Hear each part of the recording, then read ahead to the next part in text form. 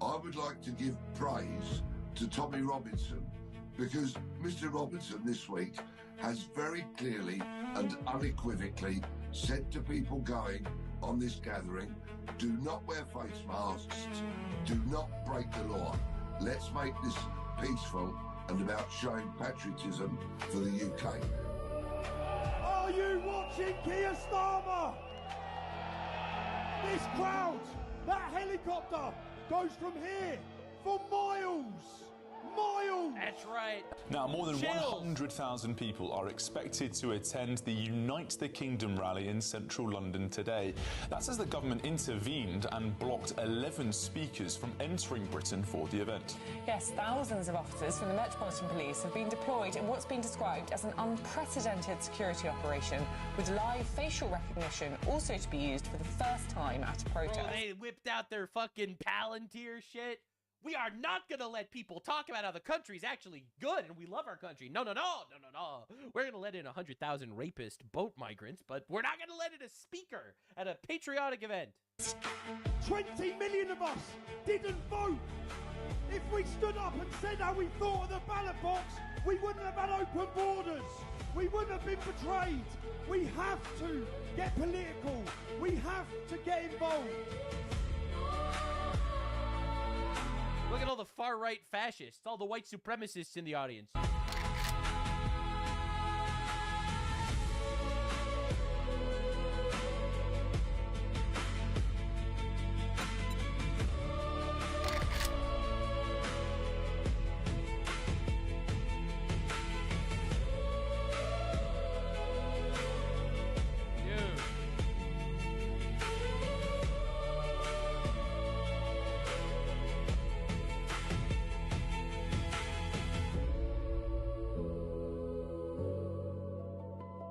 That's crazy.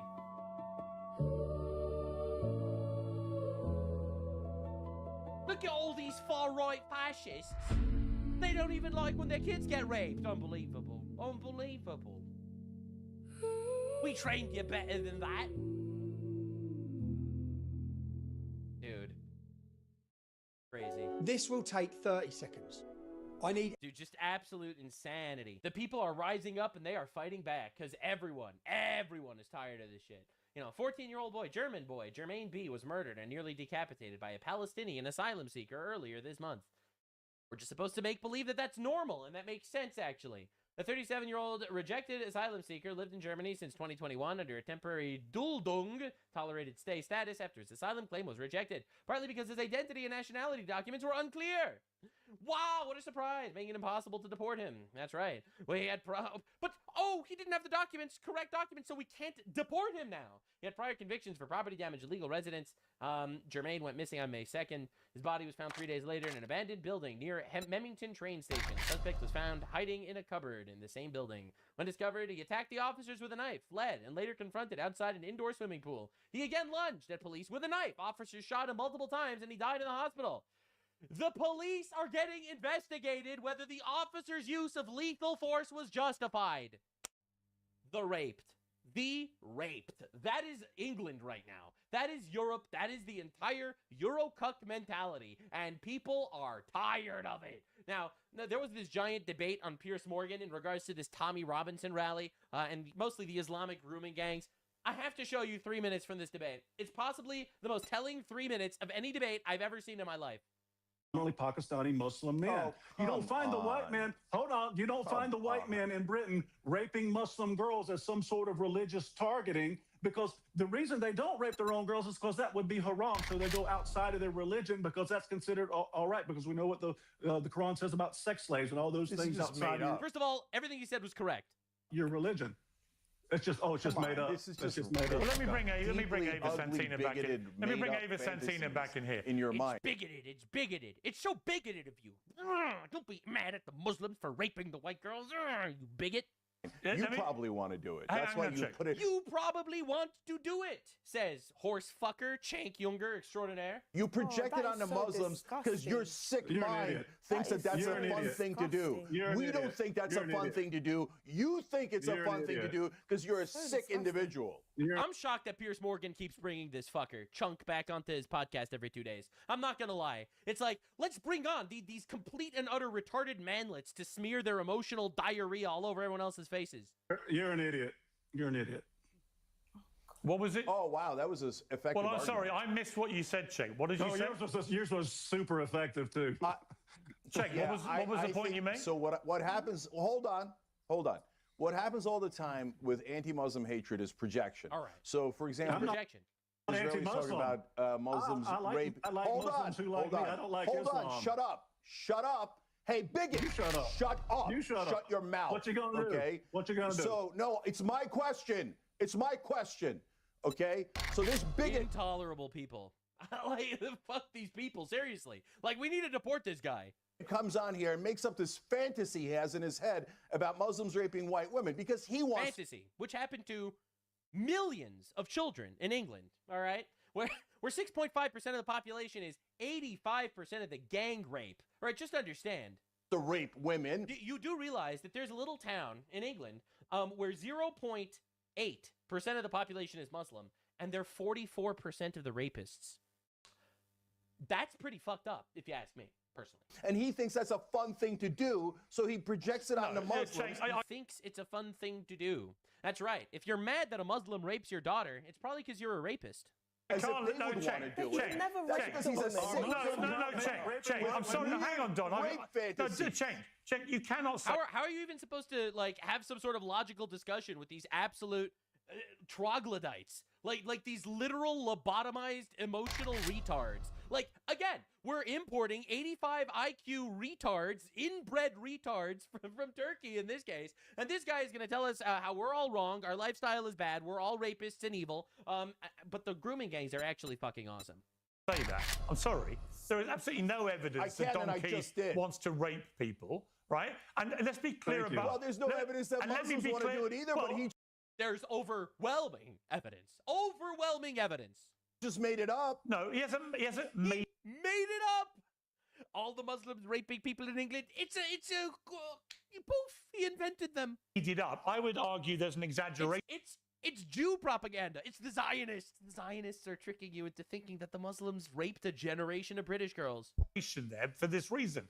There was a clear... then I'm exaggerating. Well, Maybe he wants to rape adult women. No, I don't think know. he wants to... Just adult women. He's given no indication he wants to rape any fucking crazy, by the way. Women, right? Like, this is on some news show, Piers Morgan. This is completely unacceptable in any form of normal context. But now we just have to live like that because we brought in the 85 IQ inbreds, and now we just have to deal with this shit. I think that's an outrageous thing to say. And what I would say about the point he's making... Oh, it's an outrageous thing to say about him, but it's not outrageous to say about all Muslims? No. Did he ever say all Muslims? No, it's much more outrageous to say it about all Muslims. The only reason you would think it is if it's... Not all Muslims are terrorists. All terrorists are Muslim. But not all Muslims are terrorists. What are you talking about? That's a fantasy in your head. Yeah, Don, you think about it all the time, don't you? It's not my statistic. It's the British government statistic. 250,000 plus girls in the last 25 years have been raped by predominantly Pakistani Muslim men. That was Lord Malcolm Pearson in the House of Lords who said that. It was not me, so don't get mad. That was just the rape gangs. At me, you go get mad at Lord Malcolm Pearson. Can I just tell you this sophistry, this trick that they do? It's a trick. You see, it's a trick. The Muslims weren't raping those girls.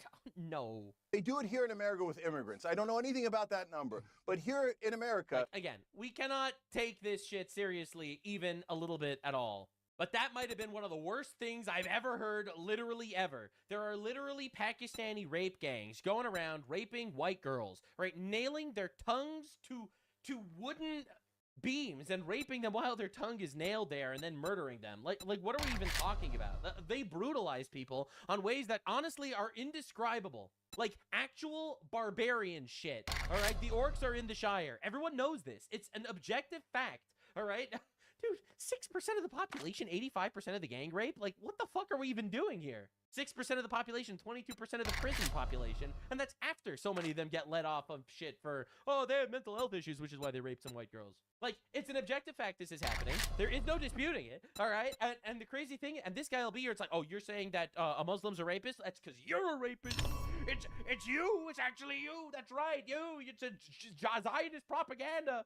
This is like the most damning shit ever. And you know what? His audience of third world, inbred, 85 IQ retards, they're going to be on his side. And we have to just live with that now because apparently, well, now we have to live with this guy. We can't deport him, even though he's the most anti-American, pro-terrorist filth ever. But no, we have to just accept this guy and invite him on every Piers Morgan panel or you're Islamophobic or something. You don't want to get his perspective on things? Wow, I really do. Now, this is the worst story I've heard in a long time in England. I covered it briefly, but there's a lot more information on it out right now. And it might be one of the worst things to ever happen in Western civilization. And it just happened. And apparently we just have to let it happen or something. You can't deport these people.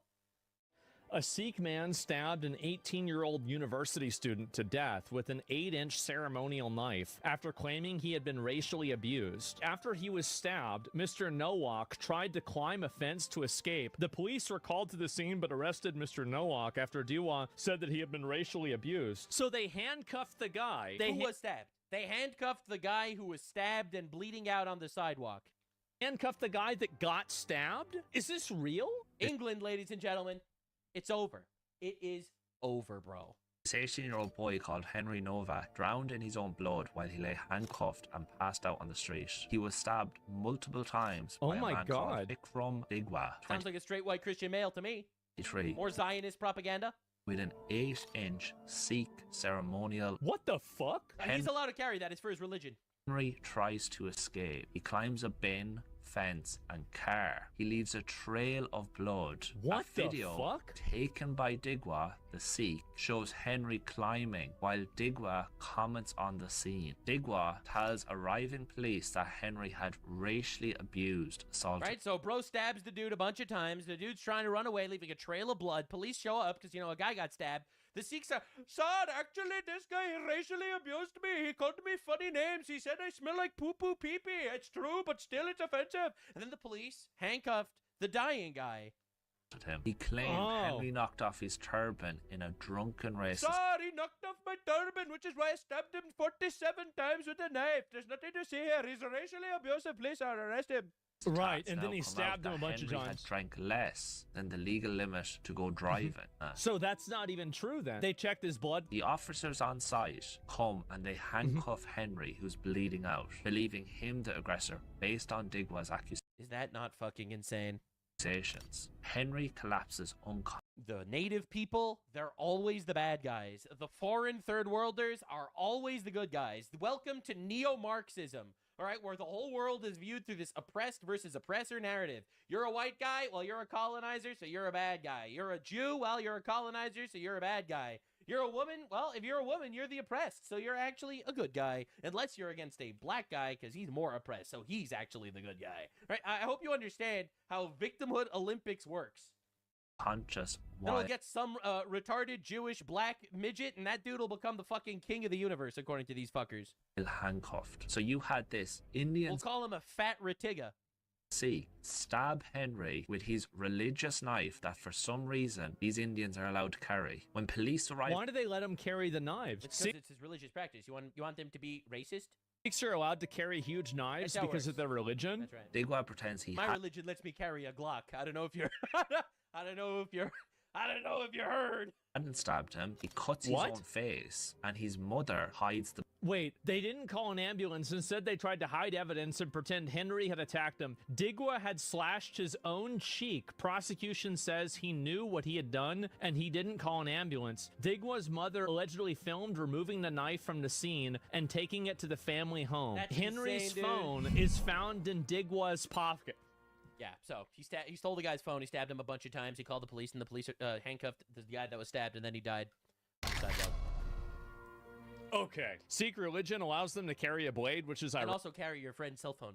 Ironic? Well, that's retarded. The police, based on that testimony, handcuff Henry while he bleeds out and dies in his own blood. Well, while Digwa accused Henry of racism and pretending that he never stabbed him. This is awful. It's just an 8-inch knife, right? That's like this big, right? I mean, that's pretty fucking big. So this is the guy that got stabbed. Just a regular ass guy. Bro, all the Sikhs carry these knives. I mean, like, this is my opinion. I don't think that you should have a religious exemption for carrying a knife. They should be able to carry the knife because anybody can carry the knife. But like, if they have some sort of exclusive privilege that they can carry a knife, but nobody else can, that's retarded. So let me go back. I'll look at this here. 911 call. Digwa's brother. We should not need to tolerate this shit.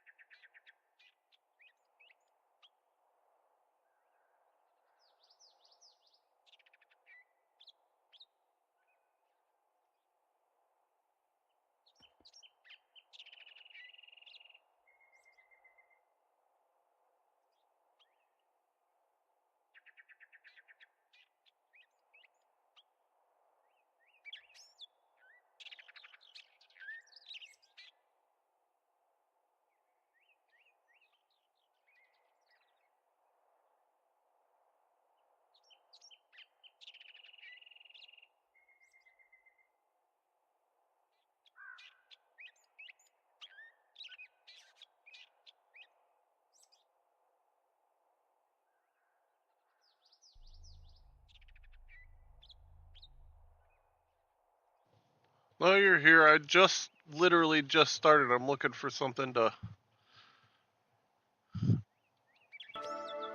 watch.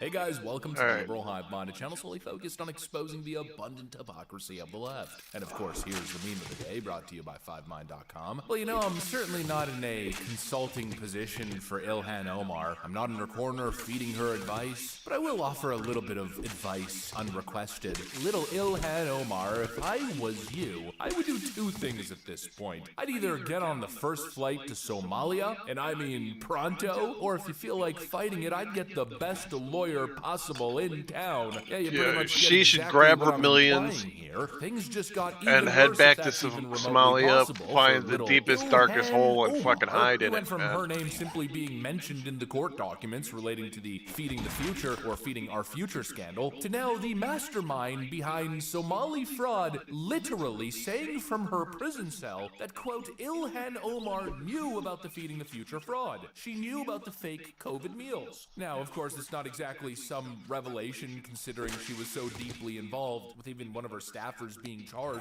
but you know, it's something else when you're hearing it from the horse's mouth. We've now got direct testimony linking Ilhan Omar to a massive, one of the biggest taxpayer frauds in not only Minnesota history, but American history. Yeah, things just got very frickin' real. Let me show you guys exactly what's going on. We got some stuff to get into, so let's roll the tape. Alright folks, so I wasn't kidding. I mean, the headline literally says it. We got this piece from the Gateway Pundit. Ilhan Omar knew about $250 Somali fraud scheme, says the convicted mastermind in an explosive jailhouse interview. Amy Bach, the convicted mastermind behind the massive $250 million Feeding Our Future COVID meal scandal, has dropped a bombshell from jail, saying that she believes that Representative Ilhan Omar knew exactly what was going on and actively helped to keep the fraudulent program alive. Dozens of individuals, mostly from Minnesota's Somali community, have been convicted in the scheme that fraudulently billed the federal government for tens of millions of meals that were never served to low-income children during the pandemic. Amy Bach says, quote, I struggle to believe that she being Ilhan Omar, wouldn't have known. Bach alleges that Ilhan Omar's office repeatedly stepped in to help secure and extend USDA waivers that dramatically loosened oversight of the child's nutrition programs. Those waivers eliminated the requirement for site inspections and allowed restaurants and other non-school entities to participate, opening the floodgates to massive fraud. We've been covering this thing, and I actually didn't even know that part. Apparently, not only was Ilhan Omar earmarking the payments, not only was she directly connected to these people through her office and through other political connections and campaign donations from the fraudsters themselves, not only filming social media I wish it would have been their massive fraudulent meal program, but apparently nitrate secured the waivers that essentially allowed the fraud to go undetected. And that's a really interesting revelation. It brings up the Keith Ellison connection here, because that's essentially what he was caught doing on recorded tape, helping the fraudsters alleviate the scrutiny that would have had them caught. You think that's just a happy coincidence? An oopsie? As I've said for years, there are very few coincidences, if any, in the world of politics. politics. If something appears corrupt, appears as if there's mischievous play beneath the surface, if money is going missing and it's happening under their watch, Oh, well, yeah, damn it. chances are it's not a coincidence. And now, of course, I must preface everything by saying allegedly. I'm not here to convict Ilhan Omar. I'm not here to deem that she's guilty. Go that way. But hey, you know, I'm also entitled to my opinion, as long as I add the caveat that I'm not stating it objectively. Yeah, if someone ever seemed guilty, it's Ilhan Omar and her potential involvement here. Ilhan Omar. If she really Oh my god, buddy, stop being weird. I already got Shoujo being weird. Why do you gotta be weird too? So much how involved she is in Okay, the then fraud. go be weird over If there. she had nothing to do with the fraud, she would be able to defend herself. Instead of defending herself, she's gone completely silent, not even trying to work with anybody who's exposing the fraud. She knows that billions and billions of dollars have been lost, but she won't even work with investigators, or she won't even work with local media, and she won't even, they gave her the option to, they gave her final dates to say, give some of the information about the Feeding Our Future fraud that she's involved in. She couldn't give any information. I mean, technically, she lost $29 million over since I exposed her. That's exactly what I've been saying since the start. You know, her behavior makes no sense whatsoever. Her constant reliance on racism as a defense. Oh, it's just racist. It's racist. Lady, your name is in the court documents. You got the mastermind behind the plan saying that you were knowledgeable and involved in this whole process, that you were running cover for them at an institutional level. Oh, it's just racism. You gotta be out of your damn mind. Her defensive posture here,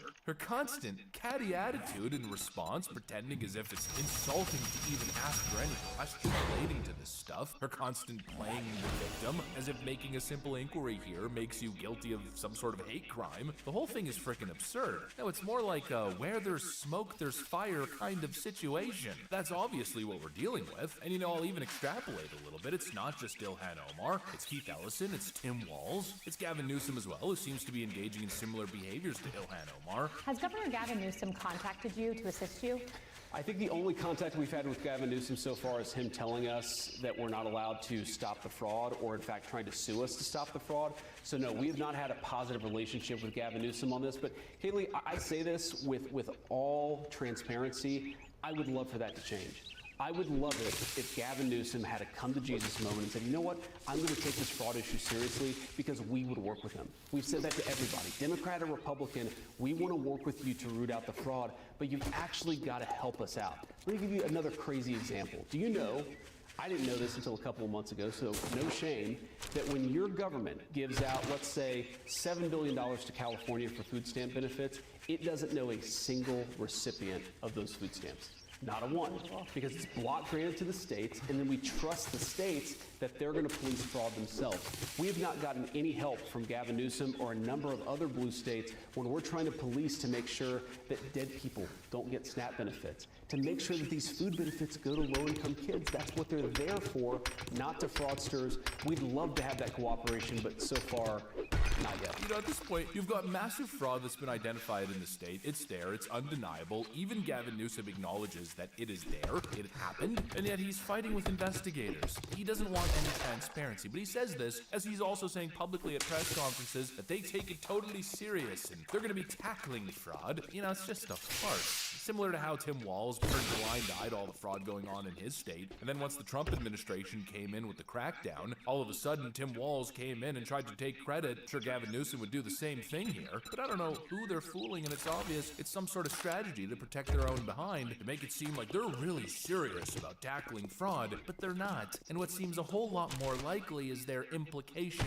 in said fraud. How is it even possible that this stuff got this bad? And how can you possibly explain how the investigative roads just continue to land right I did not. I'm not gonna lie to you. I slept in. It's just a wild circumstance. What can I stayed up late last Absolutely night, man. Freaking not. And when you see them squirming, when you see their I got up. I when you didn't see have Ilhan time to Omar do it. I speaking will the check way it that out she though. does, the contempt that she does, it's just I will probably mind-boggling. look through a Frankly, bunch her of Lego taxpayers games because it does sound like responsibility to said taxpayer. it sounds like Lego games would probably be pretty cool. So I'm going to check them all I out. think most of you guys would probably agree with that. Anyways, that's what I got. Thanks for watching, and I'll see you on the next one.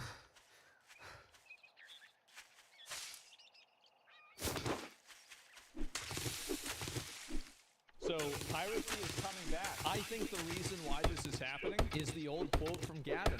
Piracy. The reason why piracy went down is because there were services like Netflix, for example, that acted as a market replacement for piracy, and the amount of money that you had to spend was minimal enough to where you could get the value out of it, and instead of spending the extra time and the potential risk with piracy, you could just simply access the shows easily. I think Spotify is the best example that a lot of us use now. How many of you guys had LimeWire and now you have Spotify? I know I did. So Spotify is an example of this happening and working in an effective way. But the problem is that with TV shows and movies, there are too many mouths to feed, and now people are going back to piracy. That's what my opinion is. I'll watch the video and see what they say. The 2010s were the golden age of piracy. Oh, yeah. BitTorrent accounted for a third of all internet traffic. Wow. LimeWire had more monthly users than Facebook, and the Pirate Bay was the only video store in town where you were sure to find what you were looking for. You get that 1080p release a day before it comes out on theaters. Of course. Didn't we agree your first job was going to be free? To digital media. Damn. Even people This who is weren't particularly I got tech-savvy work to do. realized Get that moving, digital jackass. This don't pay by zero the marginal hour. cost. Yep. At its peak, 95% of all music downloads were pirated because it had become cheaper and, above all else, an easier way to fill up large digital libraries that were being made possible by cheap digital storage. Yep. But then it just stopped. Since 2012, the internet has gotten faster, storage has gotten cheaper, and people have become more comfortable with computers, which should have just accelerated a growth trend. But it didn't. Since 2015, peer-to-peer file sharing has collapsed in popularity. And you might think you already know why. Streaming services like Spotify a better, easier, and safer way to access content. That's one reason. And now, as these services have become markedly worse and simultaneously more expensive, piracy is making a comeback. It seems that's the reason. Pretty simple, right? The only problem is that's not the whole Okay, story. good. Realistically, these companies need a stated cost. Yeah, I think that also them like shutting down and then re-hosting Pirate Bay over and over hurt piracy a lot. Because, and also LimeWire, it's kind of like if you cut off the head of the snake, you're going to remove a lot of Send me a friend request. because like there are these websites that everybody would use and everybody would know, and just by the nature of how torrenting websites work and seeding and like all of that, the more people use a site, the better the site is. So whenever you cut off a few of the heads and then people went to a bunch of different sites, I think that made piracy less accessible for the lowest common denominator of internet user. I think that was another effect that it had. For a lot of people, they've decided it's time to cut back. But legitimately, it might be time to cancel some. Hey, what's up? And I'm probably going to have to cancel some. Some of them I'm not using, and it's just wasting money. So many of these, it's hard to keep track. You don't even know. At that point, that's an adversarial relationship. I don't want to pay people to enter adversarial relationships. I don't. Doesn't seem like I got a lot of mountains on this. With margins that our shareholders will feel good about. So well, that didn't happen. Really made piracy go away, and what's Alright. really bringing it back might sound simple, but there's actually a bit more going on. First and foremost, the majority of people actually would like to acquire their media legally as long as it was easy and not ridiculously expensive. People want to have the media legally because it makes it easier to transfer and to use. And also there's risks with piracy. Like, I will. For example, you download something and it could have a virus in it or something like that. Or obviously you could get caught, but like realistically it's probably a virus. So, and again, these are 1% probabilities, but like if you had a bag of M&Ms and one M&M was poison, would you want to eat a bag of M&Ms? No, you wouldn't, right? You want to have another bag, even if the other bag was like way more expensive. Reasonable people understand that it costs time and money to produce a song, film a movie, or develop a video game. And the people involved in these projects do need to be compensated, or else they are just not going to make them. Even people who frequent the high seas, so to speak, know this better than anybody else. A survey coming out of Australia at the peak of online piracy found that people who pirated content were actually more likely to pay for it if it was available. In a finding that really ages the study, online pirates... Interest in content would imply interest in content. If people are willing to steal something, they're also probably part of the target audience automatically. because they wouldn't be stealing it if they weren't part of the audience. I mean, it's one of those things where it's like common sense, but like stating it kind of helps put things into perspective. Were far more likely to pay for movies and music through iTunes or QuickFix. This was because people who pirated content were just more likely to consume content overall, and most of them would only make the trip to the Bay if they couldn't find what they were looking for more legitimately. Yeah. So there were two things that changed after 2013. Sure, there were a few high-profile crackdowns on some of these sites, but even the regulators themselves knew they were just playing a game of whack-a-mole. Yeah. One of the most downloaded files on the Pirate Bay was the Pirate Bay, a complete copy of the site with all of the addresses that could be set up by basically anybody with some basic server hardware in the event that the authorities took down the original site. Yep. But then came along the streaming sites that, thanks to faster internet speeds, could let users watch content on demand without granting them direct access to digital files which could then be copied and shared illegally. The big thing. And the fact is that like Netflix is a better service than Hang on. Pirate Bay. It is. It's a better service. You get a higher quality product on average. There's no watermarks. There's a lot of, like it's a better service. It's the same as Spotify. Spotify is a better service than Pirate God Bay was. damn it. I don't know. Like I mean, so you like. You're right in terms I of thought it was weird every time because you always get a zombie on that first mission. Once you take the shit out of that box, the zombie shows up. So easy compared to piracy, and so cheap compared to buying songs or movies one by one. I don't know why. It just didn't really make sense. It seems like it defaults. Nowadays, that's it also clearly defaults the creative mode on my services thing too. that are each getting more and more expensive every year. The movies and shows that you watch. Start paying more attention when I create a game. This is like we've gone full circle, and now we're all the way back to cable. All right. Quality is worse. Well, again, like so quality. You're thinking about quality. Chipped out of that experience. I'm thinking about quality in terms of aggregation. I'm thinking about quality in terms of being able to give recommendations. I'm thinking about quality in terms of usability, quality in terms of finding files. All of these things, and again, guys, I understand a lot of everybody, almost everybody in here, like we're all internet Andes, right? Like we're on the internet all the time. We're talking on the internet constantly, doing stuff constantly. I think that you really downplay the value that an average person gets out of having a self-contained system. You really, really downplay it. And I think Apple, Steve Jobs understood that. That's why he was such a big fan. And that's why the iPod was so successful and it blew everything else out of the water. Its usability is something that is actually a massive accessibility, and it cuts out so many people that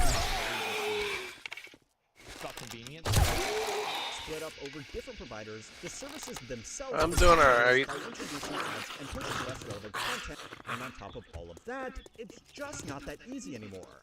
Even individual TV shows have certain seasons split up over different streaming services, and the first step in setting up. What? The same show is on multiple streaming services with different seasons? Is this true? Oh my god. To watch a movie these days. Yeah, I got up without much time to spare. I was up late last night though. If you're already going through all that effort, it gets really tempting to just replace streaming services with your port of choice, because in most cases, it will just be easier. So yeah, streaming services were cheap and easy, which killed the need for piracy. But then, they slowly became expensive and terrible, which brought it back. Pretty straightforward, right? I don't know, I just got into a groove last night. Good morning, my ass. Plus, I pulled in a pretty decent audience, man. And while that's definitely I got all excited about that, because I usually don't pull in an audience like that at night. There are multiple services, but almost all of them. Hell, there was a time I was considering to stop doing night streams at all, because I felt like it was hurting my average. Nobody really bothers to pirate songs anymore, which is particularly impressive when you remember that just 15 years ago, 95% of oh, I guess I'm just pulling. I'm pulling randos, man. The lower revenue they have got from streaming versus physical album sales. I didn't get a new quest. That's why I can't find one. Better than most of their music being accessed for free. Yeah, the thing is that like people are going. You either give it out for a price that people want to pay, or it gets stolen. Hogfoot Village. You can't enforce it. That's the issue. I got work to do. If you will, good luck. By the looks of it, you're gonna need it. You can steal it and get away with it. 1.3 miles. We're gonna go do that. This is a potentially unpopular idea. that it might not be streaming that's broken. It might be the movie industry that's broken. The golden age of streaming was never going to last because it was never meant to last. I do have my cup of coffee, but I will have to get up in a minute because I forgot my cookies in the kitchen. I was going to have cookies for breakfast. Receipts for tax season, trying to remember which ones I still needed to find. And of course, one of the important ones had coffee stains all over it. The text was barely readable. People do receipts Classic me. That's why I started using iScanner. I just scanned the receipt and it used AI to clean everything up. I might do a quest. I might, if I run across another town, I might move to that town. I'm not digging this locale. Whenever I'm scanning documents, that's what you get. iScanner makes it super easy to salvage whatever's left and turn it into something useful.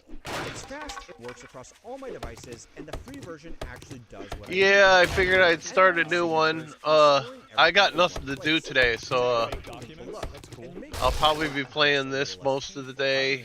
Well, I'll be playing this all morning. I'll probably be playing this evening too. It all depends on I don't know. I've also been kind of jonesing for some GTA too, so I might play that later. I don't know. I haven't decided yet. I don't know what I'm doing my evening stream yet. Really didn't care. And to see why, I'm sorry, but you are going to have to look at some financials. But I made a new save. $7 billion in net income after taxes, and which is extremely impressive. But it still makes it hard to justify the valuation of more than I don't like the fucking map it gave me. So I'm gonna kind of nomad it for a while. But the enterprise value is $500 billion. But I am gonna raid this bookstore and get smart while I'm in there. I should probably do the cafe across the street for some food too. After taxes, have to look at some financials. Last year, Hello. we made $8.7 billion in net income after Okay, well, I guess he just said the wrong number. taxes, I which don't is know. extremely impressive. But it still makes it hard to justify the valuation of more than $500 probably billion. open this. I mean, I don't know. Like, usually a company's valuation... That could help me out in a like, pinch. Especially if it's not, like, an intellectual property company. Like, Netflix does its own shows. So, like, even with intellectual property, like, you're really looking at, like, a 7 to 15x multiplier from everything that I know about venture capital, period. And, like, even 7 is the ceiling, and 15 would have to be, like, some sort of, like, weird AI thing that, like, nobody... So, I mean, 540 is insane. At that rate, shareholders would need 57 years for their investment to pay off, which is not a reasonable bet for a company in an industry that has only been dominant for a decade. 57 years ago, watching a movie looked like this. And in another 57 years from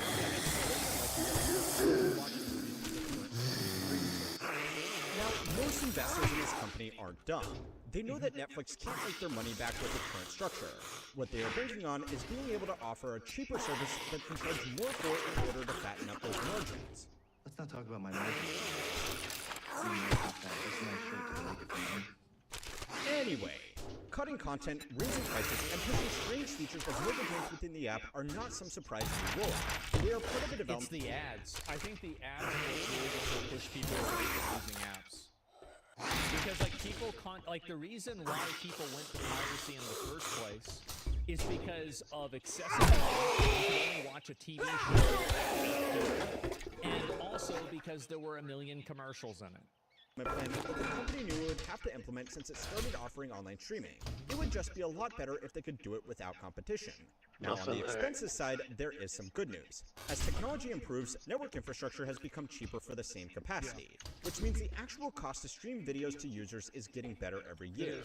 Netflix's cost of revenue, adjusted for inflation, has actually been stable since 2020. God damn it. That scared the crap out of me. Included in those costs are so their revenue stays the same, but they keep adding users? I don't think that's a good thing. That sounds like a bad thing.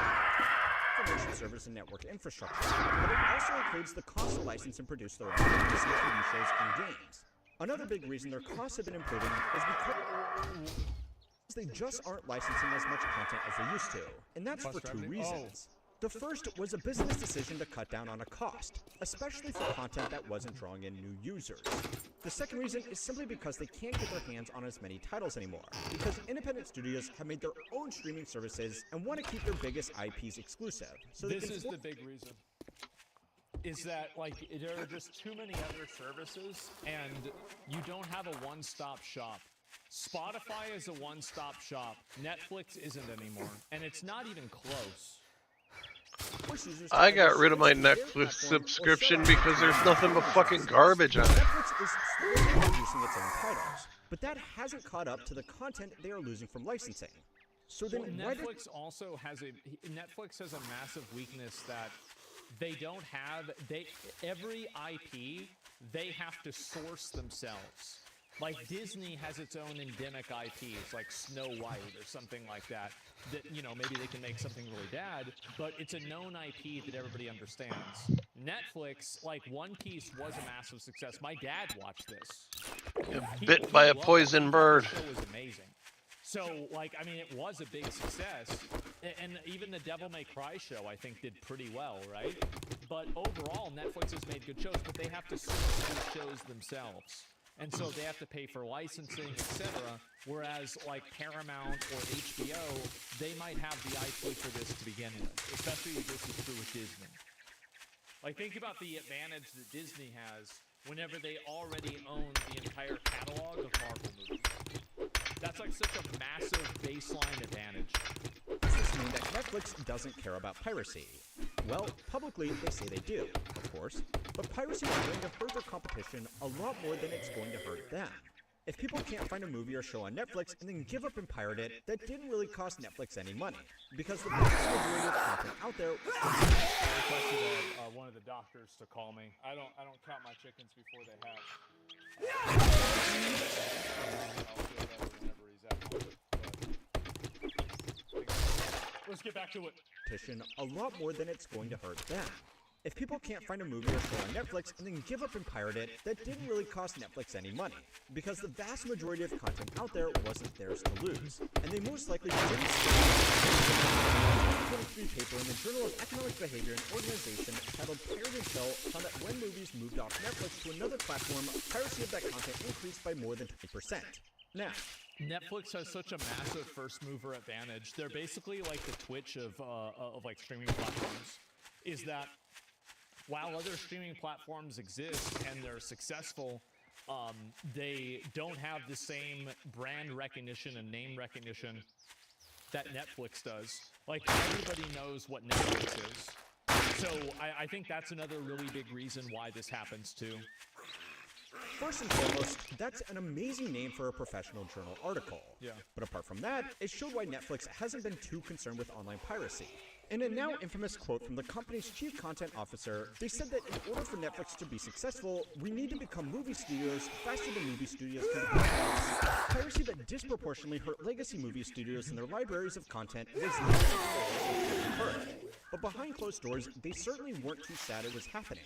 Another way to think about this is that obviously Amazon isn't encouraging shoplifting, but it's a problem that hurts their competition far more than it hurts them. LA POV, I guess. I mean, they're right. You know, yeah, obviously people like what Netflix is saying is that they have a lot of like smaller shows that don't have like a huge amount of like they're not super well-known shows. So they're going to be less people pirating them. I think piracy has also been a handy little tool throughout the company's history. Back in 2013, it admitted to using data from online piracy sites to find out what was popular and therefore what was. Hey, you could say this is unethical, but you can't say it's not going to be effective.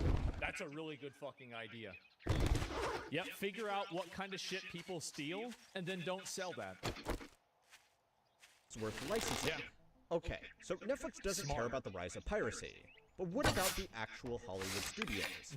Well, they obviously do, and they crack down on IP theft with furious anger. But they are in a difficult situation. They could send piracy back to the dark ages by reconcentrating their content onto a single easy platform. But at the moment, that would probably... They can't, because then you're just... Oh, look at that, jacked him first shot. The files somewhere else. Like, it's always a game of whack-a-mole, and the more difficult that you make it for people to, like, consume the content, the more people will just simply take the easier route. I think that people will pay for the content if they can, but if it's annoying for them to pay for it, they'll just steal it. Be Netflix, which a company like Disney would obviously not be willing to go along with after investing so much in their own service. If they keep competing, though, they are just going to make the experience worse for everybody and probably lose more ground to the high seas.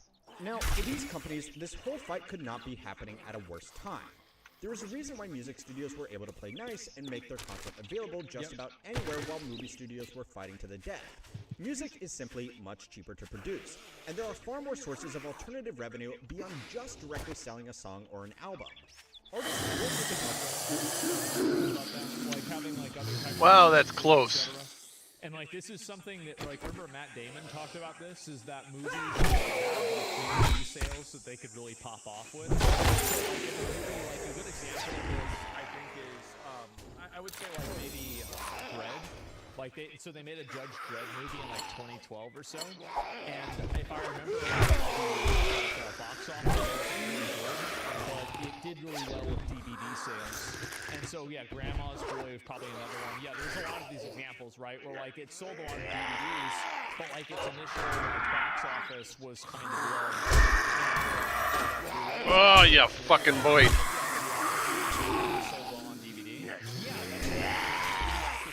Better example, right? And so now you don't Whoa! have that second, Fucking chick showing up out of nowhere. Movies have to try even harder to monetize, and I think that's why you see less avant-garde, risky movies. You see a movie that takes a lot of risks is when it's a director or it has a cast that's like guaranteed to secure a certain amount of money in sales. From streaming as they would from Donnie a physical Darko? album sale, Well, I watched but they on can make DVD, it up yeah. tours, merchandising, Good and example. other licensing deals. On the flip side, movies have largely been getting more expensive to produce, while cinema attendance has never fully recovered from its dip during COVID. Ironically, one of the biggest theater releases of the past 5 years was actually from music studio with the cinema release of Taylor Swift's Eras Tour.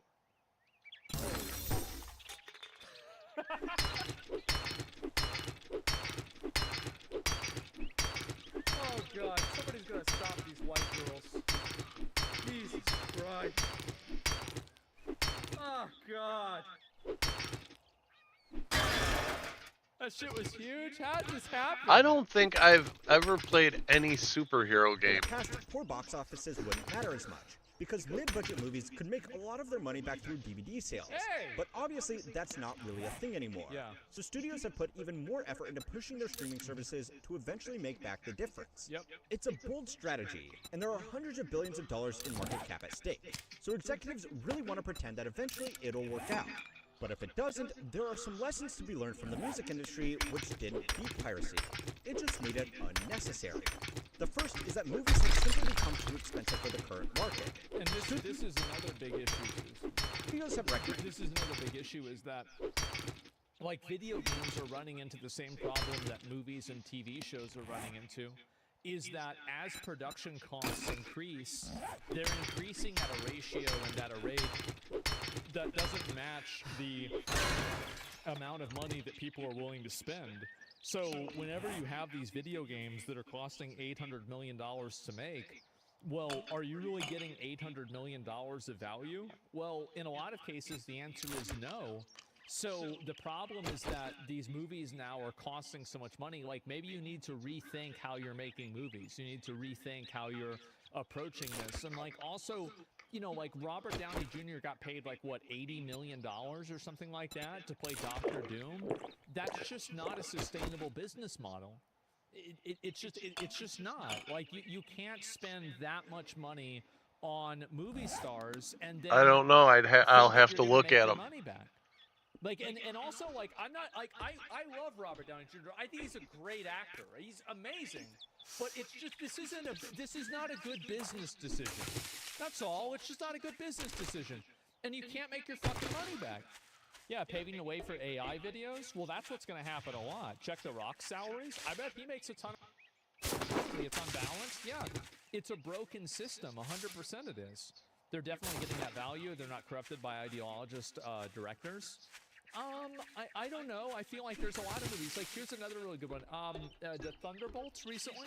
I think that's a movie that, a lot of people said was surprisingly very high quality, and it was a good movie. I didn't watch it, so I'm only speaking in secondhand. but the box office sales for the movie were below average. That was my, it sucked ass. Well, I don't know. Like, I mean, I maybe best movie since Endgame. Yeah, so a lot of people, it still bombed. Yeah, exactly. Seems like you guys are a little bit more split on it than what I've seen popular opinion be. Okay, that's fair. But either way, a lot of these movies, like, they just don't really sell very well. And I think they're investing too much money into these movies in general. And I think also, you know, like, you go back and you think about a lot of the older movies, like, like, just Good Will Hunting, for example, right? Like, how much production value you didn't need a huge production value. And I think that movies now, like, you don't have to have Michael Bay explosions and all of this crazy stuff happening. Yeah, that's another great example. Bro, Clerks. They couldn't even afford color fucking cameras. It's in black and fucking white. And they just went and made a movie, and it was massively fucking successful. And so, again, I think also they need to rethink the amount of money that they're spending on these movies. And you can go back, Memento by Nolan. I remember watching that in movie making class, but I don't remember even, like,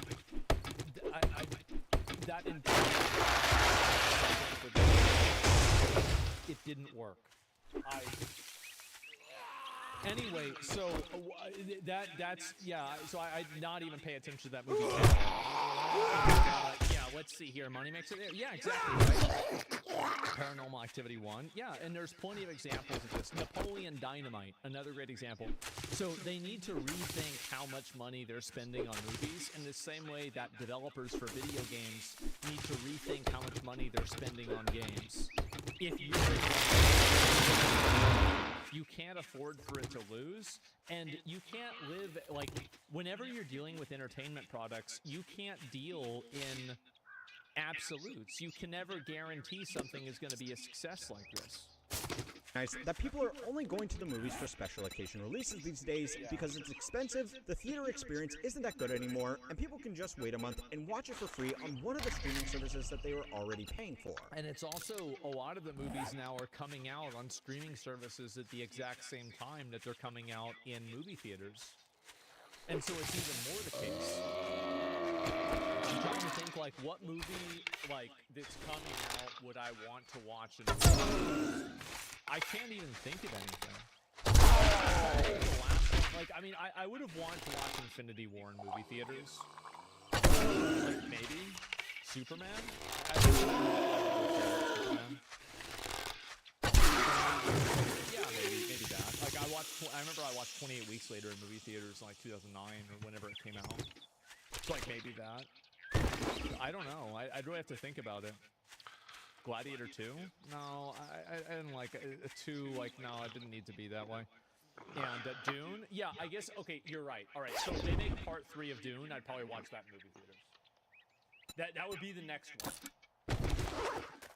Instead of making the whole thing cheaper and putting less of their eggs in a single basket, they have doubled down on producing mega blockbusters. Of the 20 most expensive movies ever made, 19 of them came out in the last 10 years after streaming was already mainstream. These figures all only count the production budget, not the marketing budget. And on the revenue side, the box office... And by the way, marketing budget for these is sometimes like hundreds of millions of dollars. It's not like marketing is small. It's a huge component. The share paid out to movie theaters. With even extremely generous estimates of those nice shot. Only about half of these releases made their money back.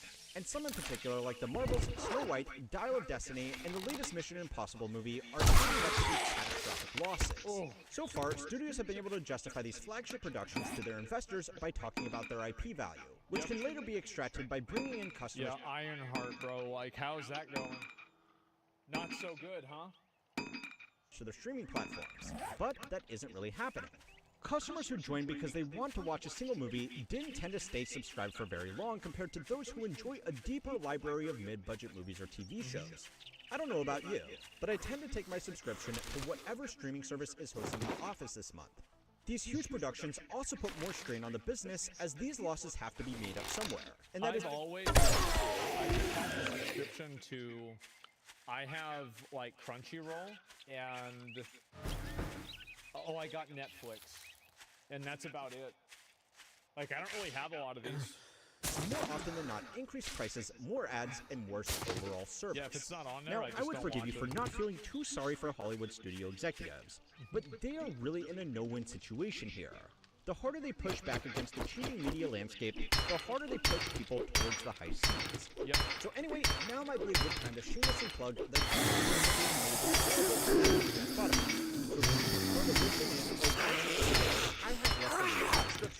Spotify is doing what they need to, what they need to do. Because Spotify. Oh, I didn't expect the whole thing to disappear. And when you prioritize the experience, I expected it just to make a hole to look into, man. Wow, they're dropping a lot of shit, man. People that are making money off of it is the moment that your commercial product begins to fail, because you've lost connection with your actual audience here. If you think it's just streaming services that have been getting so bad, go and watch this video next to find out why making junk makes so much money. And don't forget to like and subscribe to keep on learning how money works. Well, I think that was a really good video. I think he gave some pretty good insight on it, especially with some of those graphs. I wasn't familiar with some of that too. And so I'm glad to see this. I'll link you guys the video. Make sure to give it a like. How money works. And I've watched these videos before. I don't know why I haven't seen it. But it's one of those things where, like, I think that we all know this is one of those realities, right? We all know. Oh, that looks promising. But it's good to actually see it.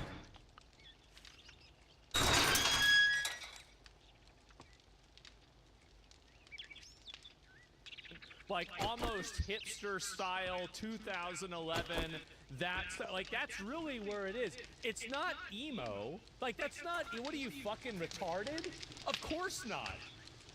Hassan is much older. Yeah, he's like, what, 46 now, right? Something like that? I forgot. Hold on. To me, it's the wild way that he frames having nuanced opinions, like, depending on the subject. Like, God forbid you disagree with Hassan either, the author of correct opinions. I do not have that many videos. I have like 100 videos in the span of like a decade. You could go randomize and click on any of those videos, and you wouldn't be able to tell if it was made today or 10 years ago.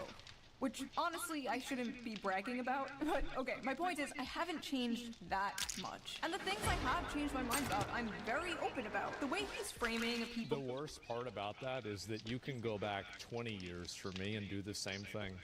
And you will see an obnoxious, annoying 16, 17-year-old kid. Not a single thing has changed. Literally the same obnoxious, awful person. Changing their minds, changing their political opinions over time as like a bad thing is bizarre, especially as a guy whose goal is, I assume, to change people's mind politically. He's totally for changing their mind politically, but only when they change their mind to agree. He supports people changing their mind as new information. What are you doing back there? Me changing my mind on like. Hey! That was uncalled for. 3 things over the course of a decade.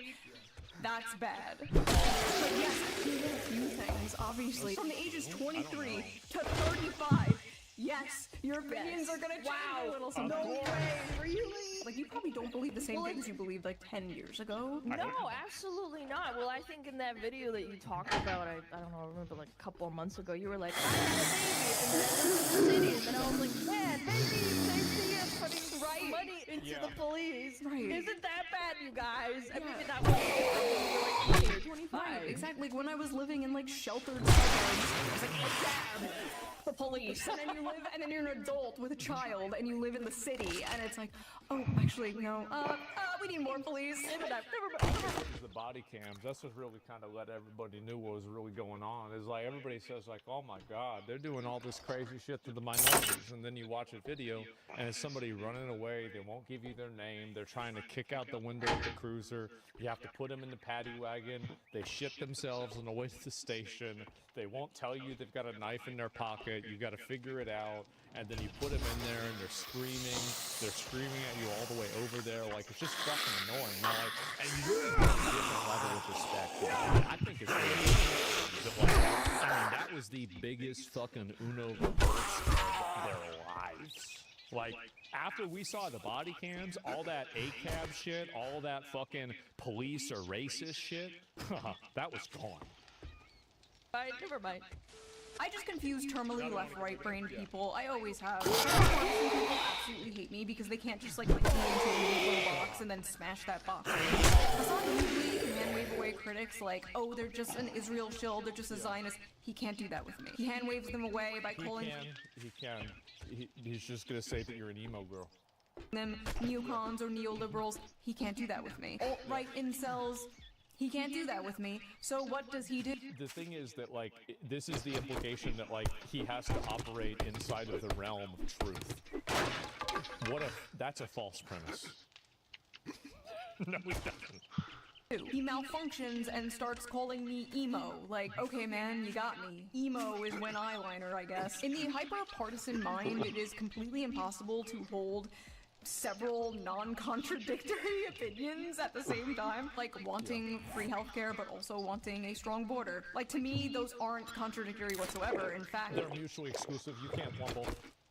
That works together. You don't want to override your healthcare system, right? Your focus should be American citizens. Like, in their mind, like, Denmark doesn't exist, right? They think, like, oh, if you think unions are important, you must also be for minors having HRT. Like, no, you believe in public transportation, you also have to believe in abolishing prisons. Like, no, sorry, no. I don't know how my ideology is confusing. I don't know how they see that as, like, flip-flopping or being a grifter. When to me, it's, like, completely normal, common sense stuff. Like, you scorn him.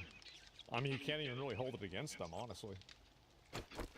I mean, they're born that way. It's not even their fault. That's just the way they are. Have a country independent. It will not be fixed by people like Hassan telling young men not to aspire for anything and saying stupid shit like telling people it's cool to steal. Would you stop telephone? I'm pro stealing from big corporations. Like, what in the fucking LARP is that? Yeah, stealing is so cool, dude. Let's just steal from big corporations so those big corporations move out of that community, and then that community turns into a crime-ridden, unsafe shithole ghost town and a food desert. Like, yeah, bro, blame that on racism. You're really fighting the man. Listen, you can tell people that billionaires are the real enemy until you are blue in the face, and it might be true, but Jeff Bezos is... Everybody has the courage to hate the top 1%. But who's brave enough to hate the bottom 1%? That's the real problem. The me? That's right. Those are the real problem, boys. Alright, that's how I get up there. The one stabbing them all. Whoa! You can't have a peaceful, I beg your pardon? or even social democratic society with the delusional social policies of Hassan Piker. You just can't. Anyway, sorry, It's I'm... because their entire worldview is based off of virtue signaling and making themselves feel good. Obviously, you can't have open borders while at the same time you let anybody get help. Because then everybody's going to come there and get health care, and the hospital isn't going to work. Duh.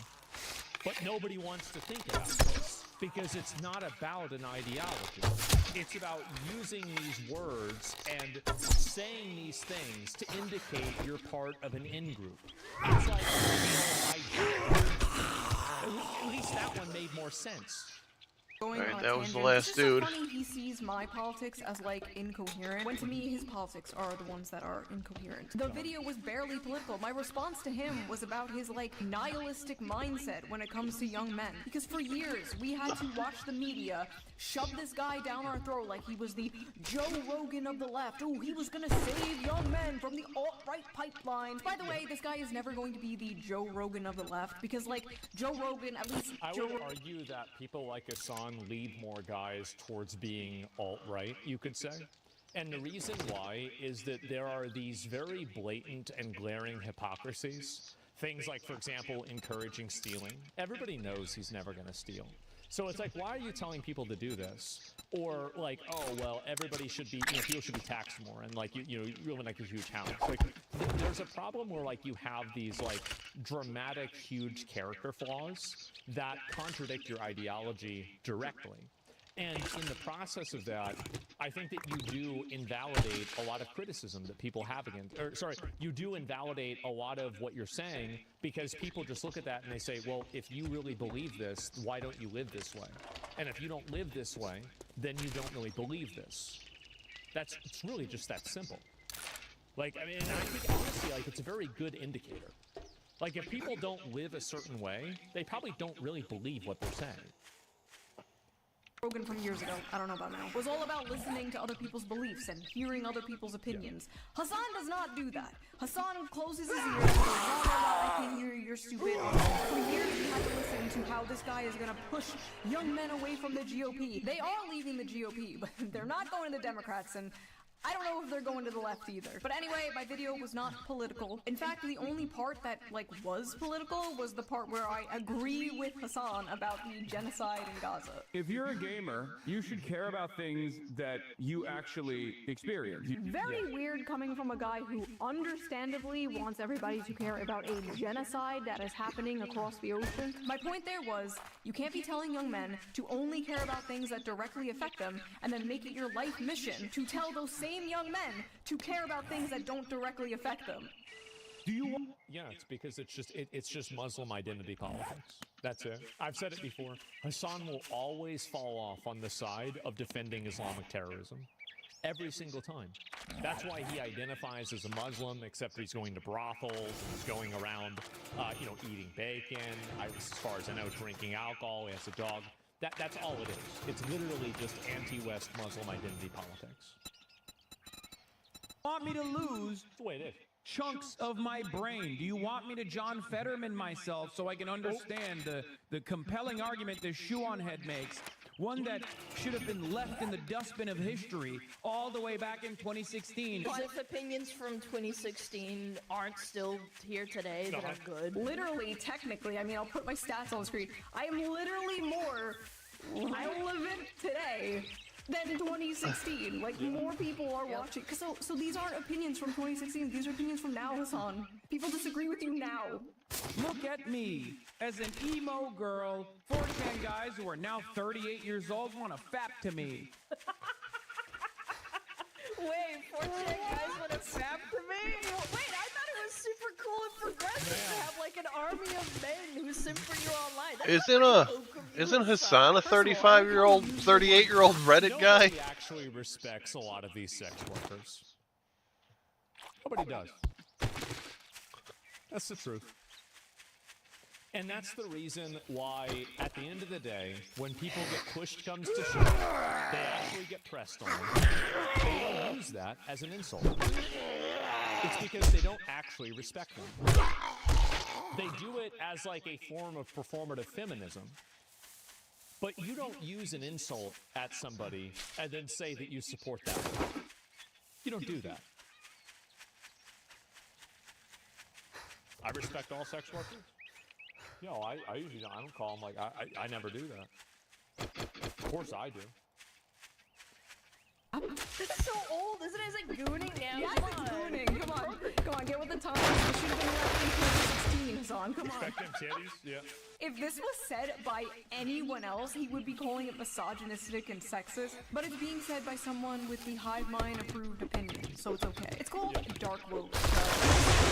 More hypocritical and annoying. You wouldn't get it. If I was getting paid for men to fap to me like many of his friends and ex-girlfriend porn star do for a living, that would be fine, he would support it. But since I don't do that, and I'm just like a normal YouTuber, it's a way to insult and degrade me. It is interesting though how Hassan uses unfuckable as an insult to hurl towards men and fuckable as an insult to hurl towards women. I think it was bell hooks that once argued that patriarchy harms men, reducing their worth to status and conquest, while women are harmed by being reduced to only their desirability and being... It's because that's the way biology is. It's the way it works. And it doesn't matter how many books you write about it. It's still just that's going to be the way it is. And people who get mad about it just get mad all they want. But like at the end of the day, that's the way it is.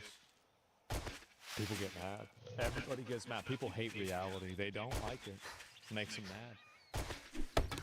Conquered. You should not be getting feminism mobbed by someone who does not call themselves a feminist, Hassan. Not a good look, buddy. I'm the biggest And feminist. also, bro, you thirst trap more than I ever have in my entire life. You are on the cover of JQ. JQ? JQ? GQ? You are on the cover of GQ. And if Wait, I don't think Alana knew what that was. I don't think she knew. Tub. I will put the picture up there as censored as I can. Yeah, he didn't Just even know. to shield everyone's eyes. Like, Oh, man. you are spread eagle in a magazine. Let me read this to you. Let me read what this journalist said. Are you ready for this? Here's how Hassan Piker starts each day, working out, shooting the shit. It's Monday, 8:30 a.m., and we're in the backyard of a house in West Hollywood, where there's a makeshift pull-down machines and dumbbells galore. Yeah. This is where 34-year-old political influencer keeps his thirsted after body fit. Wow. By the way, 34. written by a male, too. And I'm just like, I would have thought it was, yes, I'm pretty sure. He strips his shirt off. An army of girls and gays to be where I am now, next to Piker as he pants in a pair of neon shorts with black Calvin Klein boxers poking out. The socialist, by This the way. is really gay. This sounds really gay to me. It sounds super gay. Please explain what JQ is, the Jewish question. It's about whether the Jews control the world. Sunlight glistening off the sweat beating Yes, on so his it is. chest. So when it's women and gays thirsting after look you, it up. then it's a girl. God forbid straight men find you attractive. This is the dude that has to keep his girlfriend a secret, like some kind of K-pop star, so he can like be e-boyfriend for his parasocial female fans. I'm always talking about being married, like when I'm in a relationship, I'm talking about being in a relationship, whatever. I'm If there. I was a streamer, I would always lie about being in a relationship. I would. Especially if I was a girl. But like, even as a guy, like I've already been through a handful of like public relationships. I learned my lesson. Or not the one playing e-boyfriend. You're covered up! You can make the argument with me. If I was When a people say, streamer- like, oh, well, she's just a For camera. me, it's different because, like, and I think also, like, now it's different because, like, I really do inside of my own space. Nobody else wants to have anything to do with me. Nobody likes me. Nobody wants to talk to me. Everybody hates me. And I think to myself, finally, I've got some peace. Thank God. Jesus, bro, this is so relaxing.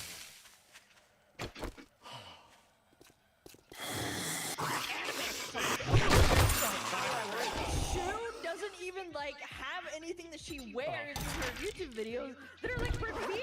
Yeah. Like she's very moderate. People, wait, hold on, sorry, my dad is phone. That's in a mega body, bro. That always stuck with me. A progressive mind and a MAGA body. What do they even mean by that? Big attractive It and means that all of the leftist guys are fat losers.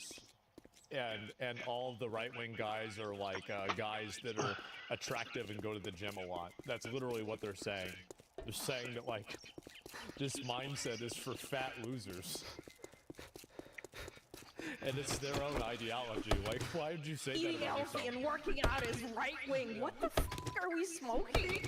For like a good 3 years, there was this really weird campaign to make Hassan Piker like the face of progressive masculinity in a bizarre attempt to move men to the left. A progressive in a MAGA body, they said, which like, what They the changed f do that. they mean by that? Yeah. Hey guys, we're not all ugly dysgenic freaks. Look, there's one of us who's attractive. What? Mr. Piker's success on camera, in some part, has been aided by the fact that he is, by conventional standards, a very handsome man. He is 6 feet 4 inches tall and built. Keep that in mind every time you look at it. Look at his shoes, by the way. Like, it's crazy. He's a tall guy already. Why do you have to wear basically, I mean, there are high heels shorter than that. There are. Like a professional athlete, with a square jaw, a beard, and a head of thick, dark hair. Yeah. Just the one aspect many of my haters can't shake, Mr. Piker said of his appearance in a Twitch broadcast last year. They can't turn around and be like, you're not hot. Indeed, tens of thousands of viewers may watch his videos for his political views, but many also tune in for their view of Mr. Piker himself, whose social media profiles are littered with suggestive images of his muscly body in states of undress, or thirst traps, as the pictures are known. Some of his fans scrape, screenshot, clip, and repackage them into fan cams that Happy hour ain't happy unless you bring Oh my God. indirectly his beliefs. That is yet again another mainstream article saying one of the only reasons people Flash watch some Hassan cash is because or he's get pregnant, lost. and that he uses his Not appearance good. and thirst traps to gain a following. So is he like projecting onto me? Is that what this is? Is he like insecure about his thirst traps and his reputation of being nothing but eye candy? And listen, I I'm not. think that the more that you try to play off of anything like that, you're gonna have people that don't like you. And also, this is what happens. There are so many e-girls that were really popular 10 years ago, and now they're not. Why are they not popular? It's called hitting the We all wall. know why. Everybody knows why. That's the truth. And so you never want to play off of that. Yeah, You bro. cheap like, we ass all son know- of a I'm not gonna bitch. name That's all any you're gonna. names because we Congratulations. all know who Here's they your are. reward.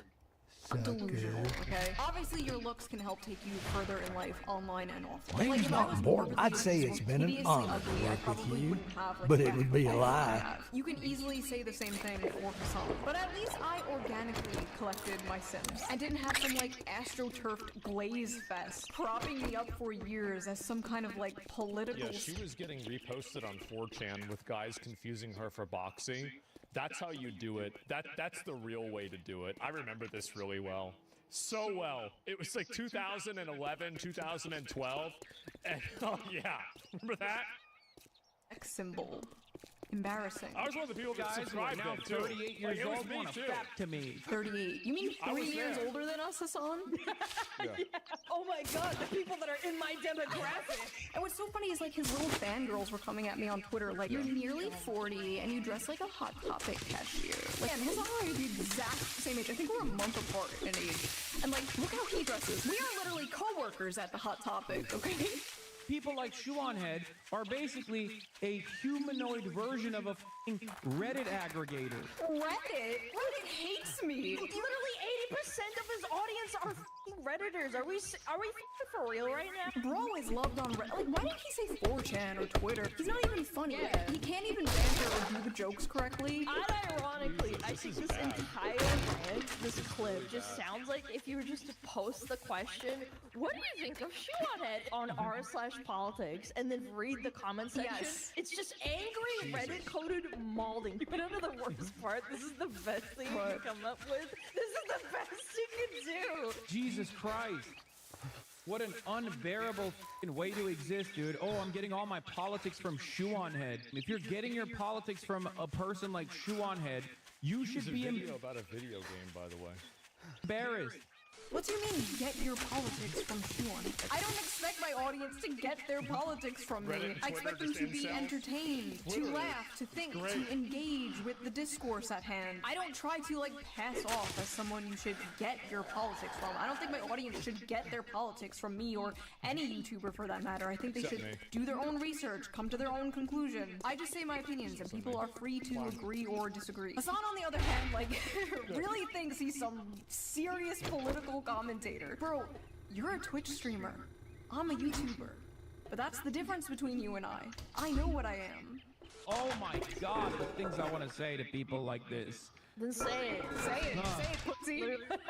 Did he change into a suit because I made fun of his Gucci shirt? Like, you can literally see him scanning his chat of domestic terrorists, like Redditor for insults, right? This is so lazy. I find it more compelling when someone deconstructs why he's being stupid. I swear, I think if he had an audience that thought it was okay, he would obviously bring up your girl. Stupid woman. It's like he's like instinct. Reverting to glow tips, Hassan. Going back to factory settings.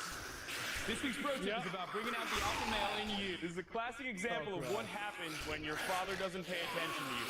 You turn out to be a slut who's craving for attention, and then I have to take you off the bar late at night and take you out on the first date.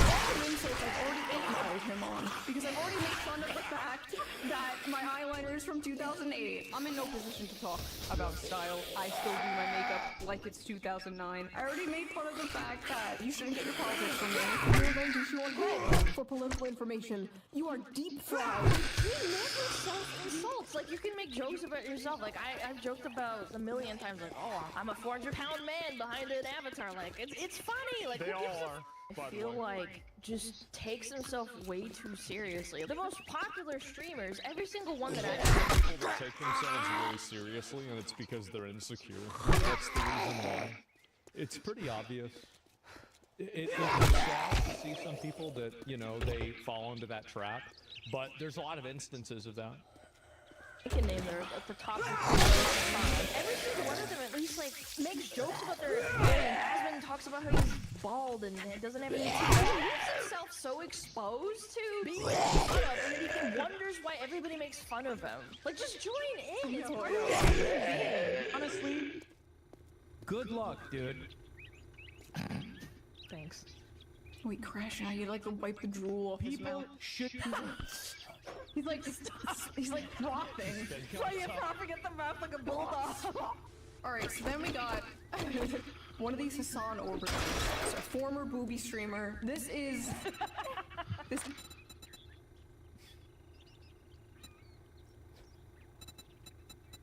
Oh man, dude, oh man. Okay, let's go. This is Casey Tron. Oh my god, I cannot stand this girl. This shoe on head girl, pick me woman. Shoe on head and her dumb audience. Her dumb audience of incels. Like, I don't know. It's like shoe on head. If you like care so. Isn't it crazy that like I remember whenever this girl was like pretty attractive and you know she was popular on Twitch, etc. And she's just evolved. Jesus, like, it's taking a long time for that fucking door to be like, made. She's just evolved into one of these like middle-aged women that picks up a tabloid magazine on like the like at the grocery store and starts reading it and gossiping with the other middle-aged woman about what Kate Middleton is wearing. It's really crazy that like I've watched like this is my life. These are people that are my age, and they've turned into this. It's scary. It's really fucking scary. So much about these incels, but one. This is such a self-report for being a retarded whore. Like, I love the implication too that like Casey Trump thinks the only way you can truly care about men is if you have sex with them. Does this thought I completely agree. process just come free with not having a father figure? Do I have to have unresolved daddy issues to comprehend this? Is that problematic for me to say? No, it's just retarded. Like, prove you care so much about these incels and their inability to get so one. Oh wait, you won't? Because you're just grifting to them? Like, you don't even— You know what? I agree with Casey Tron. Every girl that agrees with me politically has to have sex with me. This is, you know what? I never thought about this. This is a great opinion. I totally agree. Wow. Why didn't I think of this before? This is brilliant. Maybe I should start smoking weed for every meal of the day. Well, I guess for her it must be 10 times. even want to get with them either. But you'll condemn other women for not wanting to f who you don't want to f. Okay. When did I ever condemn women for not wanting to f people? What is it? Hat on foot again. Hat on foot making YouTube videos from Earth 2 about how women don't have sex. What the fuck is fantasizing? Why are we doing sex with these people too? Like everything is sex. We talk about the human desire to like create a family and have like a legacy, and they're like, sorry you can't get laid. Sorry you can't get Naughty. Says the chick that sits in her room all day and smokes weed until she's numb.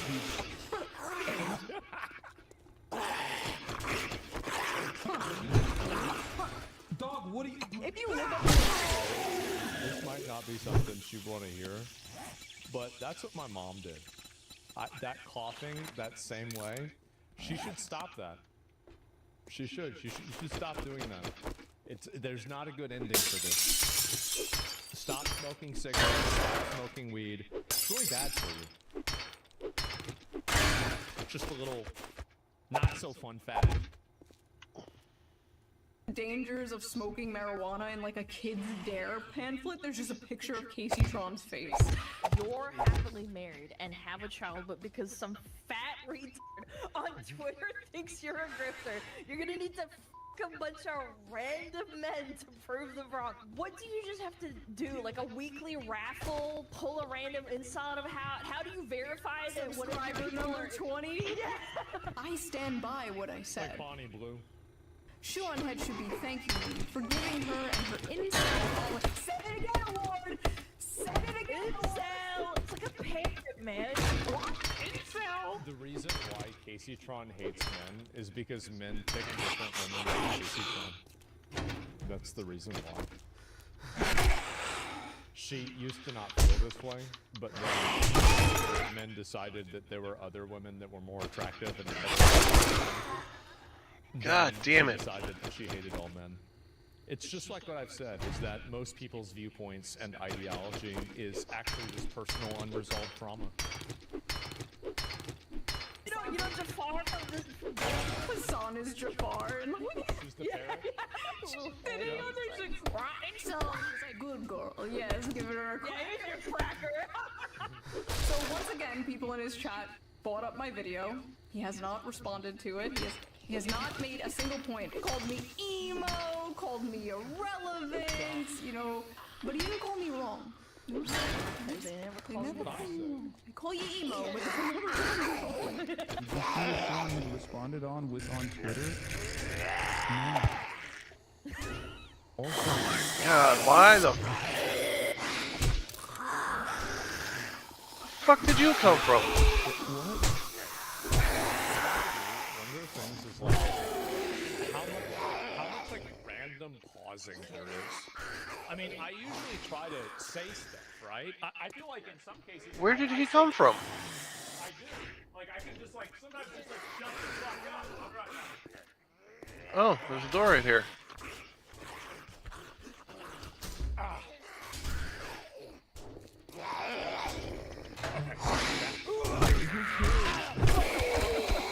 Dude, that laugh is killing me. the fake laugh. What is going on? What are you guys talking about, man? What are you guys talking about? Bro, I'm literally over here talking about how we're doing a rally with someone who's running in Philadelphia. I'm out here doing the revolution. Like, that's cute, Hassan. That's adorable. He's not a politician, man. The majority of the people that know your name only ever heard of you because you electrocuted your dog. Kaya, please just fucking go. No. Just stop. Isn't it crazy? It's already been over a year since this. Does he not understand that I'm pretty sure it has, actually. Has it been a year? I think it's been a year. Online Redditors. Like, they don't give a fuck about your rally, bro, in the background over here. They want you to call Shoe on Head a Nazi to validate their hatred and their feelings. October 7th, October Shoe on Head said. It's the laugh again! No, you're joking. Stop. Hassan is pissed because, like, he's finally out doing something in the real world, and the only thing people care about, the only thing people are talking about in regards to him online right now is this. And you know what? To be, like, completely fair, which is something these people would never do for me, this was a better response than his first response. He's basically just like, I don't care, I'm busy doing, like, real things in the real world. Okay, fair enough, understandable, have a nice day. But then, then he says this. Talk to me when we got the WikiFeed ratings up for Shoe on Head. Okay, what's their WikiFeed looking like? Okay, got the bro tips coming out again. What's their What? Did I listen to what that woman said? No, absolutely not. Let me know if I can see her feet, though. Weird thing. Big giga challenge from anyone funny or likable. Like, if the chat didn't even bring it up, why did you bring up WikiFeed? I know. By the way, if you guys don't know, WikiFeed, a website where people upload pictures of like celebrities' feet. Let's look up the song. No. Oh my, no way. He's got his bare tootsies online. Oh, God. Wait! I have a higher feet score than Hassan. Is this what this is about? He's mad? He's been foot-mogged. By the way, never addressed anything you said. Never even attempted to refute a point you made. Just starts going on about, like, WikiFeed. If I sold feet pics, if I sold pictures of my feet, would he use this as an insult? No, because he's Mr. Sex Positive, Mr. Sex Work is Real Work, Mr. Brothel Boy. Yeah, I'm making a difference, unlike Shu and her stupid video. Also, did you know she's stupid? She's stupid. Don't go watch the video. Don't go watch it, guys. She's stupid. Also, her feet are kind of nice looking. Oh my God. The craziest part about all of this was after his crash out and like after everyone was making fun of him, he gets on Twitter and he's like, I've yet to watch any of her content. Excuse me? So what the f are you basing all of this on? How am I stupid? How do I change my politics? How am I just an emo girl that men fap to? Either A, he's lying and he has seen my content, or B, he's just blindly repeating things he's seen other people say about me. Either way, it's pathetic. He's stuck between like wanting to be above it all. Ugh, I don't even know who that is. I'm out here doing the revolution and wanting to tear me down. But he can't do both. So as it stands right now, what he's saying is that he has literally never heard me speak. He just looked at me and went, "Woman online must be a whore." Based. Which honestly, not a bad guess. Should be more embarrassed, okay? What happened to shame? Oh, wait. I find it incredibly ironic that the guy who used chain lightning on his dog live on stream in front of thousands of people and then lied about it and gaslit everybody thinks that anyone else needs to be embarrassed about anything. Like, you've spent your entire fucking career, the better part of a decade plus, being a political commentator, but the only thing that the majority of the internet knows you for is zapping your dog for stepping off its 4 square foot cot that you've designated for it. That's your fucking legacy, Hassan. Shot my dog, I can't stop. Yeah. Like, obviously, he watched the video and something in it really had him rattled. Like, was it the brothel thing? Was it the clock meme? Because if it was the clock meme, that was a joke, okay? We're the same age, Hassan. It is not too late. This is all not that serious. I just thought it was really funny and everybody was asking for a response video. So there's your response video. I also just want to make it clear that if he responds, I will not be responding back unless it's something absolutely insane that requires a response. I refuse to get caught in the Hassan Piker content loop. I will leave that to the professional Hassan Piker farmers. There are people who have made diabolical wealth off of farming this guy, okay? I am but a humble culture war farmer. I am but a humble gender war farmer. And my crops are dying. I must get back to them. They're calling him the corniest man alive. The final boss of performative male feminism. The human Brian Griffin. This is like when like a hot girl has like a video game controller and she's like licking it. She's like, yes, or like with the cat ears, the little headset with the cat ears. I love that there's not just one picture, it's 2 in different shots. So like, dude, can you take a picture of me like holding it and then like putting it down on my lap? Solemnly looking out the window. My dog is literally just sitting next to me, staring at me. He knows I'm talking about Hassan. He knows, Kaya, I will save you. Okay, Alana, thank you for joining me. You made it less painful to watch this shit, okay? I'm glad you were with me for this. Plug your stuff for everybody watching. Follow me on Twitter, on Smugalana. Follow me on Twitch. I go live 5 days a week. Join my Discord. Also really nice people to hang out in there. Absolute banger, mommy. Emo girl with the feet. Yes. Jesus. If you like this video, please subscribe, and if you can, donate to my Patreon, link down below. I will start doing live streams for Patreon members only. That should be a lot of fun, and I will see you guys next time with a new video. Oh my God. Jesus Christ. Alright, hang on. I gotta run and get some more coffee. It's just, so much of this is just so stupid. Relax, buddy. You ain't gotta move. I can grab my cookies while I'm up too. These people so that our culture can be improved by that. Our culture will not be improved if we import people from a culture where they're raping donkeys and children. Equal dignity. And we ought to recognize that bringing in third world countries where some lunatic is grilling a cat in an American park with children. This just happened, by the way, where they caught a migrant that caught a cat and grilled it in public in a park. Grilled it and ate it. Oh my God. It's like, yeah, all cultures are the same. No, they're not. Not all cultures are the same. They're playing around with is a culture that is incompatible with our own. Speaking of incompatibility, sometimes it's important to compare just broad numbers. The That almost ended horribly. Is 68.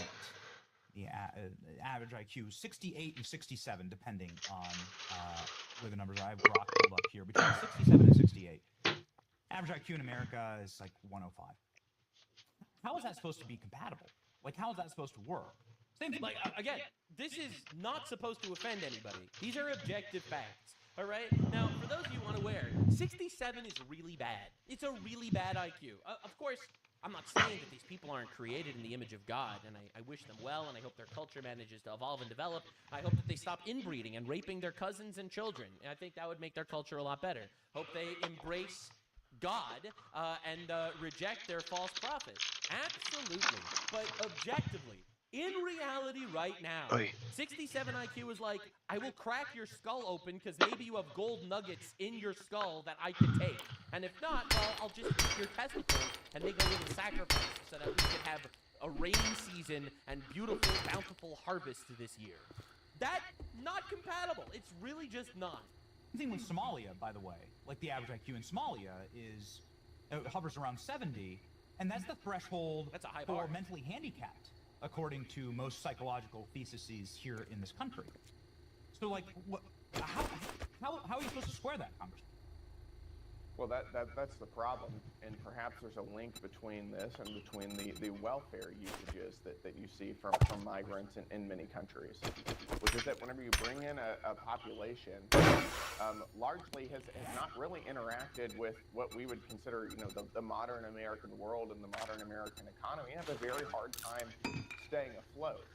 And the result is that they become a net drain on economically on the rest of the society. True.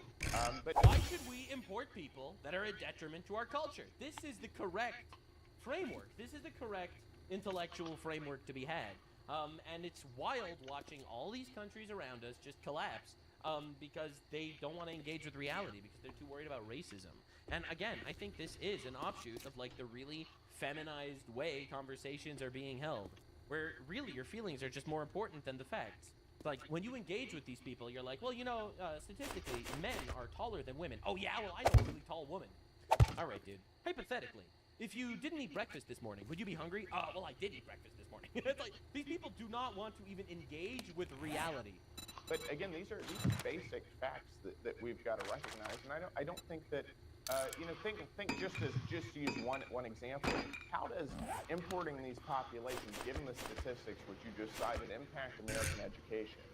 These are the people who are going to schools with our children, who have to be taught alongside our children by any measure. I mean, common sense would tell you that this would decrease the quality of education for American children. And that's before we even start talking about people who are speaking foreign languages and having other kinds of cultural issues. You're just objectively right. And the reality is, when we look at it, oh my God, literacy rate is going down. Yeah, we now have 1 million retards in our country with an IQ of 67. All right, yeah, obviously the average literacy rate is going down. And, we're living in this, absolute dystopia where we have to just make believe everything's the same. Zohran Mamdani wants to do a white tax on white people and Jewish people in New York because they're historically and, literally wealthier neighborhoods than, migrant neighborhoods or black neighborhoods. And because those neighborhoods are wealthier, and he's right, they are wealthier, for some reason now they have to get raped because we need to equalize the battlefield. Because obviously there's some sort of oppression going on, and obviously there's some sort of unfairness. All right? Now, this is the equality of outcomes perspective, and it is bullshit. All right? Equality of opportunity and equality of outcomes are not the same thing.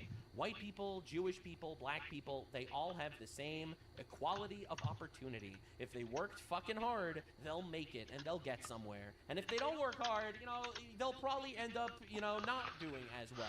Now, we have specific cultures that incentivize not working hard, and we have some cultures that incentivize, yes, working hard. You look at Asian immigrants, and these guys are statistically richer. Why is that? Well, their culture makes sure that their children don't become failures. They work them to the bone, and they end up becoming incredibly successful people. Now, I'm not telling you what the correct lifestyle you need to live is, but objectively, this is what we're dealing with. So, the issue is, it's twofold. On the one hand, they bring in these people that are not compatible with our culture, that are objectively more violent and rapier than our people that are here that did develop in our cultures. That's true. But then, because we now have these two tiers of society, the successful people and then, the rapier people, somehow that's just unfair. And we have some feminist dipshits saying, well, I'm noticing that these people are poorer than those people. So not only are we bringing in violent rapists into our country, but we also have to rape you financially to make sure that everyone has the same outcome as well. I mean, look at the success story over in England. Isn't it great that they had industrialized rape of children over the last decade? Man, I can't wait to import that here. It seems to be working wonders overseas. So yeah, I feel like I say this every time I end up covering the England situation, but man, I'm really sorry for what you guys are going through, but thank you for being a case study as to why we need to absolutely obliterate these people and remove them from power by any means necessary. Legally speaking, of course, non-violently at all, but by any means speaking legally. By any legal means. That's what I'm talking about. No violence. I don't endorse it. I'm not calling for it. All right, you can ditch all the dipshits that are trying to get me canceled for saying that apparently I am putting people on a school shooter pipeline. All right, I'm not for that. I'm against all of it. You leftists and all fucking just go out there and do your own shit. Continue endorsing the sodomization of children or whatever you support these days. Castrating kids and murdering babies. Keep within your leftist shit, but we need to wake up the people, recognize that reality is in our own hands. Destroy these people, because if not, they will destroy us.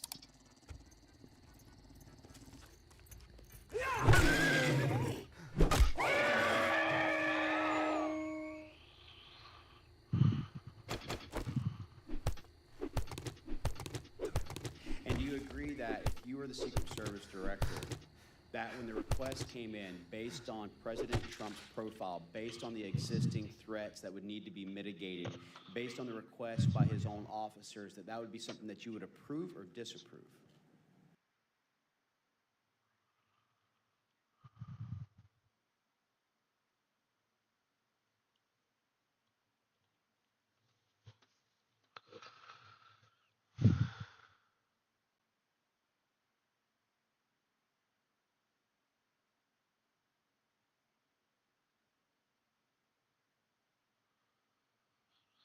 Oh, that sounds awesome. Holding a mother accountable for out-of-control criminal behavior by her child.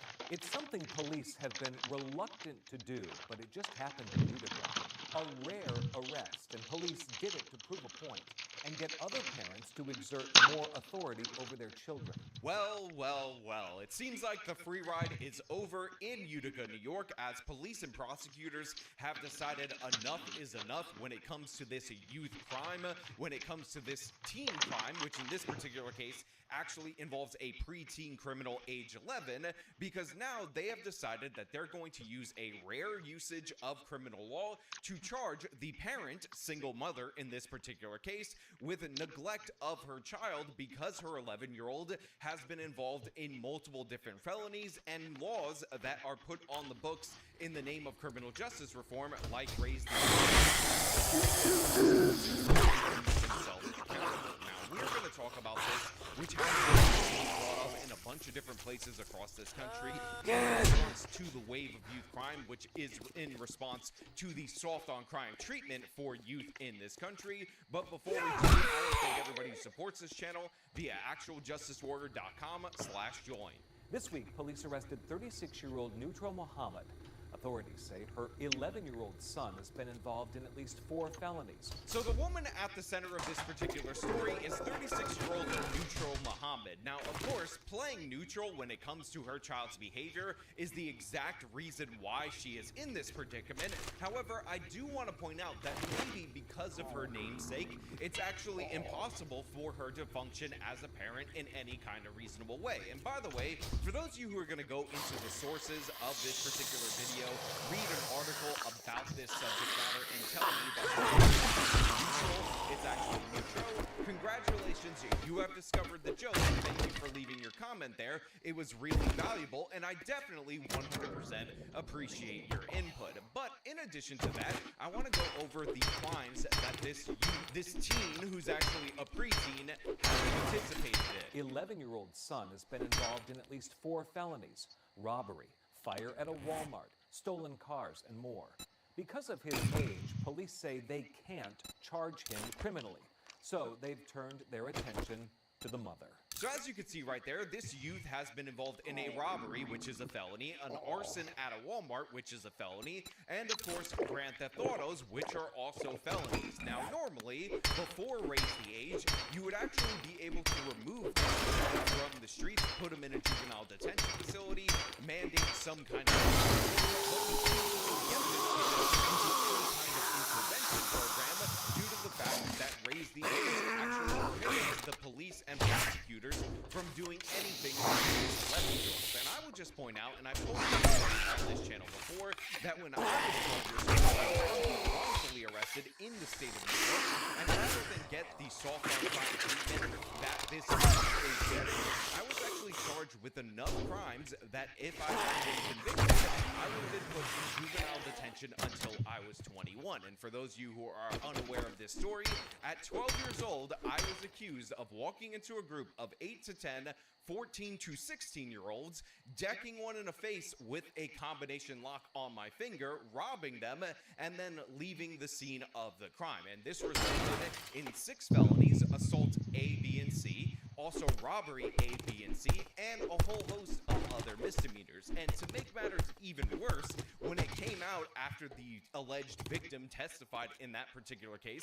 that I neither punched him nor robbed him, rather than the case being dismissed, the wonderful people over at the prosecutor's office decided it would be a good idea to charge me with attempted assault, which is a felony, A, B, and C, and attempted robbery, which is also a felony, A, B, and C, and they carried the same sentence. So when I was in the criminal justice system and completely innocent, when I actually didn't do, I was facing prison until I was 21 years old, but then this youth, this preteen, who actually did commit these crimes, they're actually multiple different serious crimes, and he's been caught in the act multiple times. No charges are even possible. How does that make sense? How did we not find a middle ground between over-prosecution and this complete lack of prosecution? Can we get a little bit of under-prosecution even in this particular case? Can we direct this kid to at least some counseling? No, absolutely not. That's not how we work anymore. We gotta save these innocent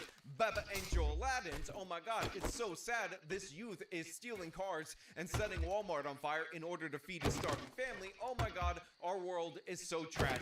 What are we gonna do about the young child of Neutral Muhammad? Late today, Utica Police Lieutenant Michael Curley and I talked about some of the specifics of this case. Why police and prosecutors took this very rare step, and what they're hoping comes of it. What message do you hope that this sends to folks in Utica and beyond?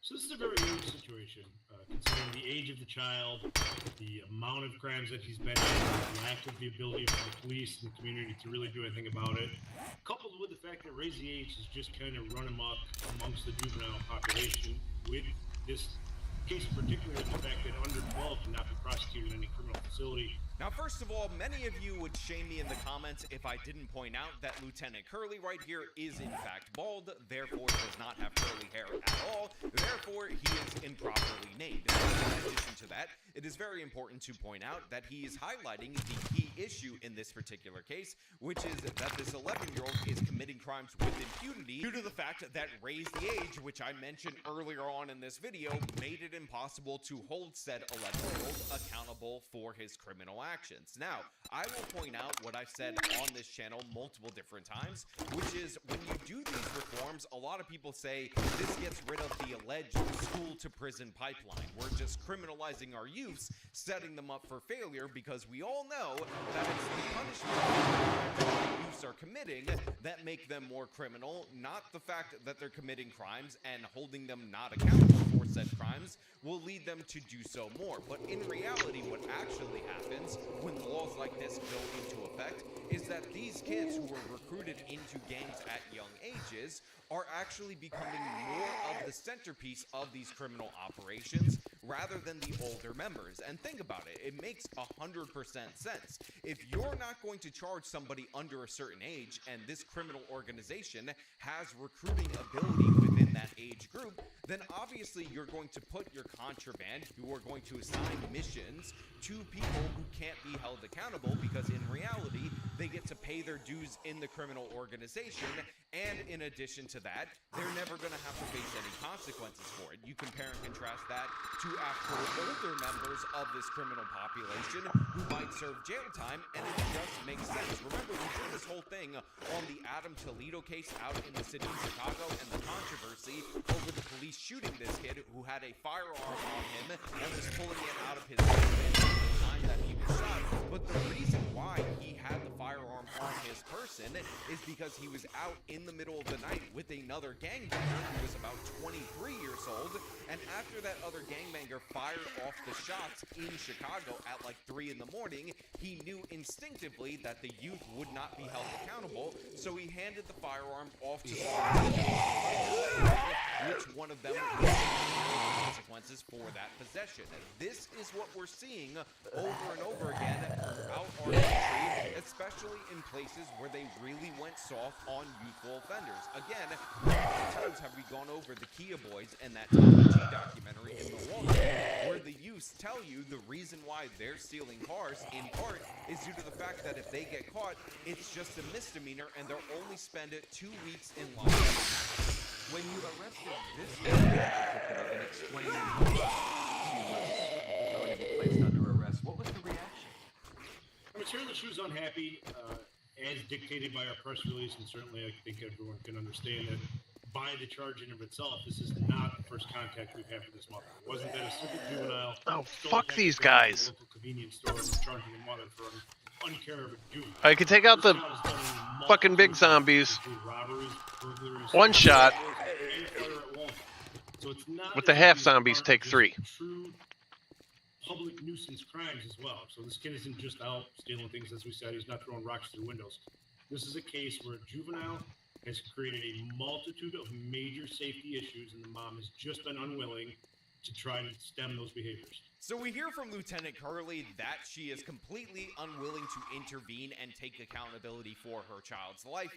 Therefore, this is the reason why she is being charged with some form of neglect of a child, because her kid is out there committing serious felonies. And if you think about it, if police can't do anything to the child, if the mother is allowed to collect tax breaks and all kinds of welfare benefits because she's not working or working only a little bit while in possession of this child, if she's being rewarded for this behavior, why is she going to do anything in order to manage her child's piss-poor behavior? Obviously, for fuck's sake. So, and this is what the police have had to deal with, as they've had a bunch of different tools removed from their department in order to engage with this youth, and the mother is completely unwilling to act against her child when he's out there running amok. And again, I will just point out, it's only a matter of time before a kid like this seriously hurts somebody or kills somebody. Again, we have the arson, we have the burglary, but we also have the Grand Theft Auto, and as we've seen time and time again, these youthful offenders, these youthful drivers, can make a real fast, and oftentimes they crash into things, either killing or injuring themselves or innocent bystanders. This is wildly inappropriate behavior, and the fact that the mother has absolutely no interest in doing anything about it shows us that she should, in fact, be charged. And you're sure it's unlawful, not unable? Well, I think there is a very fine line between once you've been notified, informed, and offered services on a multitude of occasions, you're just not taking advantage of those things, nor attempting in any way to try to rein in your child's behavior. What are we as the public, and we as the police to assist the public, supposed to do? Just allow the kid to continue wantonly committing crimes, committing violent crimes out there at all hours of the night without supervision? I think it's incumbent upon us just to prove a point that these kind of behaviors will not be allowed, obviously in very certain circumstances. So this is absolutely crucial right here in the case that we're talking about, because we are told by the left wing that these are just innocent Baba Angel youths, and honestly the real culprit is poverty, and what we actually need is to direct these youths to programs like counseling and actually stop them from reoffending. However, in this particular case, all of those services were offered. Now, when I say offered, I mean offered as an option, and the reason for that is because you can't arrest the kid, you can't actually sentence him to any of these diversion programs, which again is a fundamental flaw in the soft on crime approach. And when you have a mother who is unwilling to send her kids to any of the programs offered,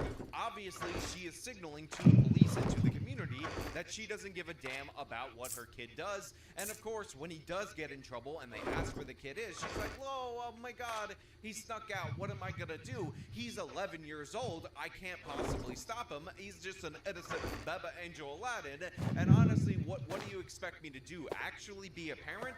No, absolutely not. I'm too busy looking for a way to trade my food stamps in order to buy liquor, although in this particular case, with this woman's last name, maybe the liquor explanation may not be applicable. Is there any worry that coming down on mom could make the life of the child worse if mom is saddled with court time, fines, whatever, potential jail time, something like that, that things could end up worse for the kid? So right here, the local news reporter ends up asking Lieutenant Curley if there's any worry and or concern that coming down on the mama will actually make the life of the child worse, and that will actually cause more problems in the household.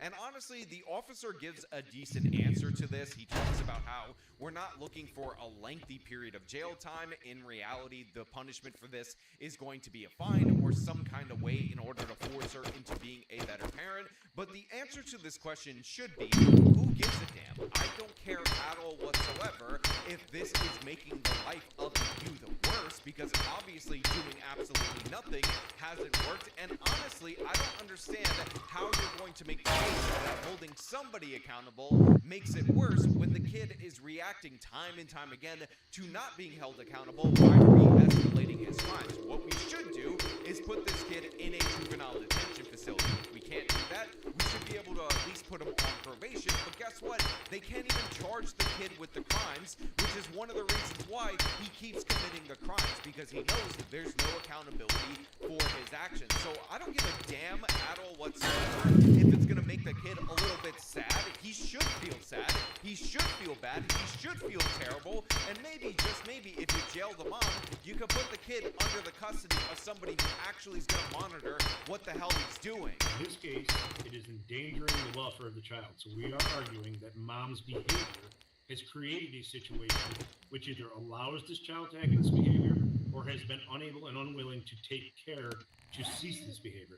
Now look, honestly, if I'm going to tell you how I feel about charging the parents for the crimes of the youth, it is wholly dependent on the parents' involvement and the specific situation. I'm not saying if a youth commits an armed robbery that suddenly the parents should be held accountable for armed robbery. However, if you're in a situation where you know your kid is out there committing crimes, you let him go out willy-nilly, you don't give a damn, you are offered services in order to try to get your kid some kind of help, and you refuse all of those things and just keep cashing in your welfare checks, then in reality, I think that you should be held accountable, because you're using your child for like tax benefits, but you're not actually parenting said child, and that's ridiculous and absurd in every possible way. Now, honestly, what we should do is get rid of laws like raise the age that just make it blanket impossible possible for certain youths to be charged under any law at all whatsoever, as long as they're under a certain age, because obviously we're seeing a reorientation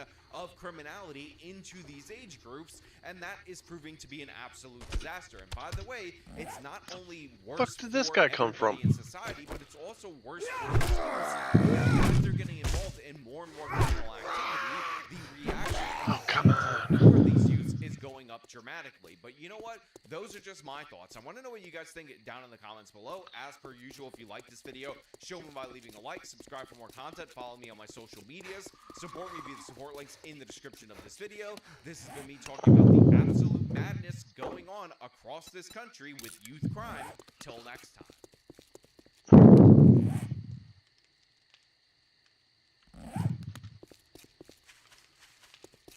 Why did the FBI target pop stars and actresses, even leading to the death of one of them? What about the secret recording of a man who predicted JFK's assassination? A recording the FBI chose not to share with the Warren Commission. And did the FBI really spread misinformation to ignite a race war? These are just a few of the shocking operations and cover-ups the FBI has been involved in. And trust us, there's a lot more where that came from on today's episode of The Infographic Show. FBI conspiracies that were true. Number 12, dark correspondence. During J. Edgar Hoover's 48 years at the helm of the FBI, the Bureau had a favorite pastime, writing letters. Not the friendly kind, though. These were anonymous, brazen-penned messages designed to intimidate, manipulate, and stir up trouble.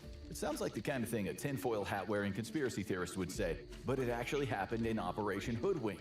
In the late 1960s, the FBI pulled out every dirty trick in the book to manipulate the Cosa Nostra, aka the Italian-American Mafia, to murder American communists, members of the Communist Party, CPUSA. The FBI sent anonymous letters to mafia bosses, posing as Communist Party members and issuing threats of violence. They also claimed that CPUSA members were secretly snitching on the mob. They hoped that the mob would take matters into their own hands and eliminate the targets for the FBI. When the mafia didn't take the bait, the FBI shifted tactics, this time targeting union bosses. In one letter, an anonymous concerned worker claimed that his brother-in-law had just returned from Russia and was planning to make the unions respectable again by violently eliminating the mafia's influence. The letter ended, "I'm afraid these commies mean business, so watch out." The FBI knew the letter would reach mobsters, hoping that it would push them to send in their contract killers. But once again, the mafia knew. But the letters didn't stop there. As most Americans were hoping their law enforcement agencies were making their streets safer for them, the FBI was trying to start all-out gang warfare. It wrote letters to a violent street gang in Chicago, the Blackstone Rangers, telling lies about an imminent attack from the Black Panthers. One of the letters was to a boss, Jeff Ford, claiming the Panthers were after him.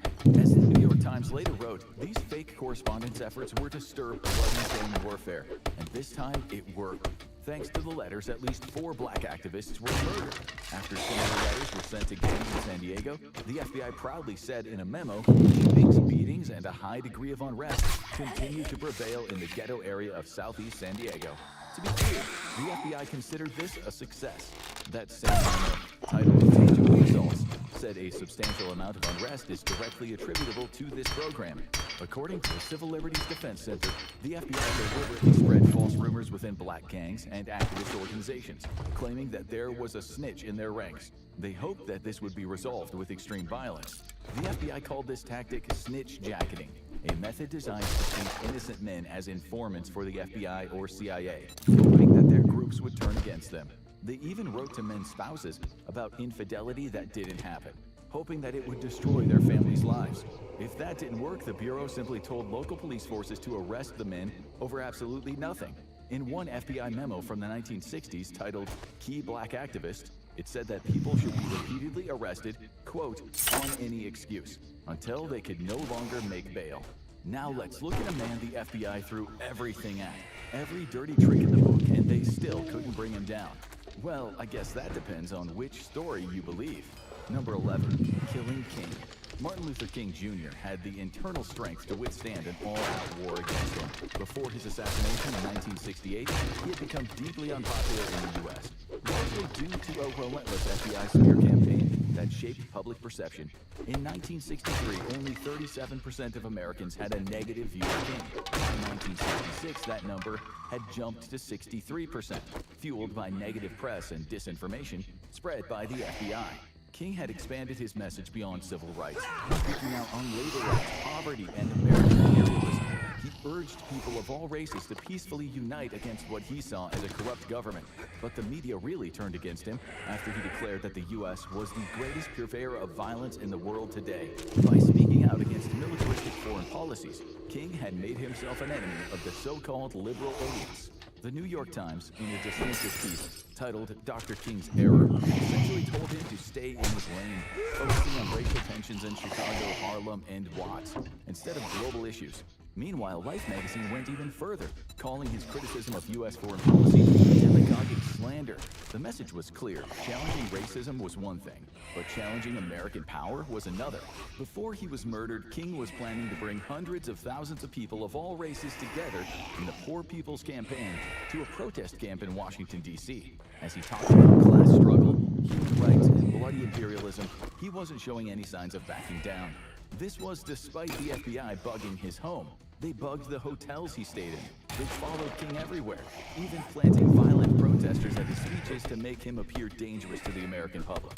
But their tactics didn't stop there. In one of their most infamous moves, the Bureau sent King an anonymous letter, one they hoped would break him. Inside the package was a tape recording compiled from the bugs the FBI had planted. FBI audio technician John Matter handed over the tape, which the Bureau claimed contained evidence of King engaging in orgiastic trysts with prostitutes, what they called the depths of his sexual perversion and depravity. They always knew the FBI was using underhanded tactics against him, but this was taking things too far. Not for a minute did he believe the letter and the tapes were from a disgruntled member of the civil rights movement, as the FBI wanted him to think. He knew it was from them. Knowing he had a conscience, the letter told him to, quote, do the right thing over his alleged cheating on his wife. They called him a colossus fraud, evil and vicious, an abnormal moral imbecile. It said that he should take his filthy, fraudulent self and disappear himself from the face of the planet. And it was all sanctioned by Hoover and backed by the CIA, which had its own anti-King surveillance program. As you know, he was eventually stopped, but not by pressure and smears, but with a single bullet. We'll come back to that topic later. But first, let's see who else the FBI manipulated and in the end destroyed. Number 10. Y'all can't be playing no checkers on no chessboard. United States Penitentiary, Hazleton, West Virginia, at 8:20 a.m. on October 30th, 2018, the wheelchair-bound James Whitey Bulger Jr. was set upon by fellow inmates, including an extremely violent, convicted mafia hitman of the Genovese crime family. By the time the officers found the 89-year-old, he was barely recognizable. He'd been smashed in the face and the head with a heavy padlock contained within a sock, his skull shattered. And yet, some people said this ailing old man had gotten what he deserved. After all, as the leader of the infamous Winter Gang, he'd been one of the most ruthless gangsters in American history. He was also a rat, an FBI informant who was able to rule over Boston for decades with an iron fist, partly thanks to his friends in the Bureau. This impunity was sanctioned by the highest levels of the FBI. In what former agent John Connolly Jr., Bulger's handler, told the LA Times later, was the worst cover-up in the modern annals of the Justice Department. Bulger's connection to the U.S. government agencies went back a long way. Before his rise to the position of gang boss, he was a guinea pig in the CIA's Nuremberg code-breaching MK-Ultra mind control experiments. The year was oh, you fucker! Under a program at the Atlanta Federal Penitentiary, where the 27-year-old Bulger was detained for truck hijacking, Dr. Carl Pfeiffer told Bulger and 19 other inmates that they'd receive a sentence reduction if they tested drugs in what they were told was a trial related to a cure for schizophrenia. They were injected with massive doses of LSD almost daily for months on end. The CIA wanted to know if they could control their minds to turn the men into assassins. At this point in his life, Bulger had never killed anyone. They fed him that LSD and they kept asking him in a monotone voice, would you kill someone? It took him to, quote, the depth of insanity, and indeed he soon got a taste for blood. We now know that FBI agents who dealt with Bulger always thought that he would use those experiments as an insanity defense if he ever got arrested. We also now know that for decades after the experiments, he was light on. saying he regularly had nightmares and gruesome hallucinations. It wasn't until 1971 that Bulger became a pawn in the system of the government again. That was when he started working with the FBI, supplying valuable information that would make lieutenants into captains. He gave them information that led to the arrests of his enemies, often gangsters in the Italian-American mafia, helping to bring down some of the most powerful families. But the FBI was letting Bulger get away with murder. Agents were telling him everything, giving him information about wiretaps from other law enforcement agencies, essentially making him untouchable in the streets. They told him who the other informants were, and as you could imagine, those guys were soon dealt with. Bulger even gave agents false information to have innocent men locked up for murders that he or his allies had committed. The media later called this an unholy alliance with the FBI. When the cops finally went after Bulger in 1994 under a RICO indictment, he'd been tipped off by his FBI handler. He managed to evade capture for 16 years, climbing to second place on the FBI's most wanted list, right behind.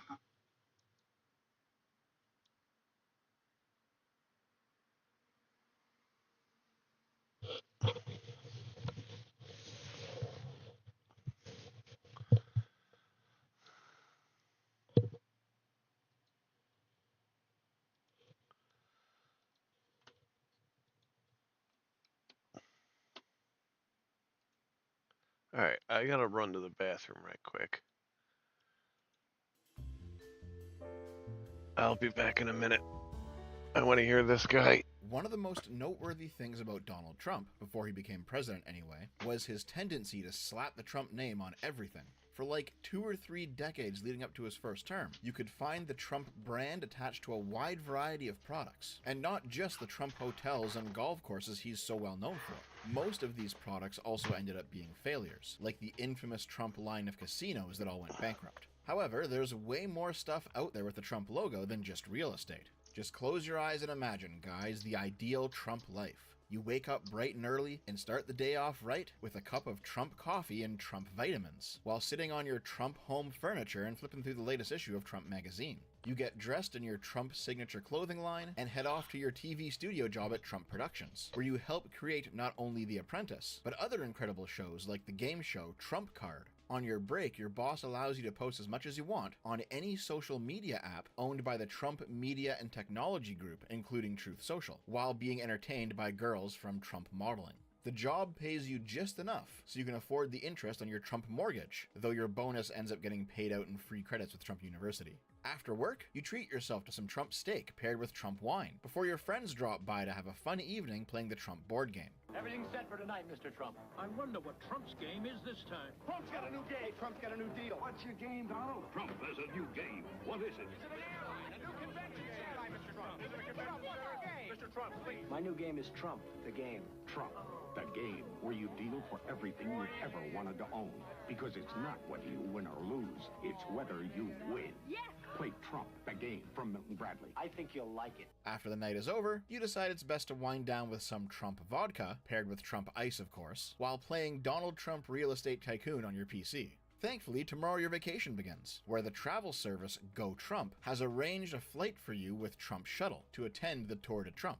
Make sure you don't forget your Trump urine test to prove you're not doping. Yes, each of these things are real Trump products, and with the sole exception of The Apprentice, they were all abysmal failures. To sum it all up, Donald Trump has tried, and mostly failed, to make the Trump brand America's #1 brand, and several of these schemes have ended not only in bankruptcy, but legal trouble as well. The most famous case I spoke about briefly in my previous video on Pam Bondi's career. Trump University was basically found to be a giant sham, and Trump settled the lawsuit by agreeing to pay $25 million to his various victims of the fraud. After Trump's first term ended, during that incredible honeymoon period in 2021, when most of the right-wingers were actually still honest enough and non-captured enough to admit that yeah, Trump actually was a tyrant after all, Trump found himself not only in legal trouble, but financial trouble too. After all, no one wants to do business with the guy who brought 7 slates of false electors and tried to bully his vice president into declaring him the winner of the election when he actually lost. So it's no surprise to me that everyone was divesting from the Trump brand. I do recall a couple of tiny whinings here and there from those Trump devout that still remained, saying the evil, liberal, communist left was doing a cancel culture on Trump. But you know what? Nobody was buying that shit in 2021. So, what's a Trump to do? Your fortune is gone, your political career is seemingly over, at least for now, your companies are going under, and no one's returning your calls. You've got one real asset left. Millions of brainwashed retards who will believe literally anything you say. And there's the answer. Sell them shit. What shit? Well, any shit really doesn't matter. During Biden's term, Trump shilled a whole new host of products that only the dumbest of Trump sycophants would ever actually buy.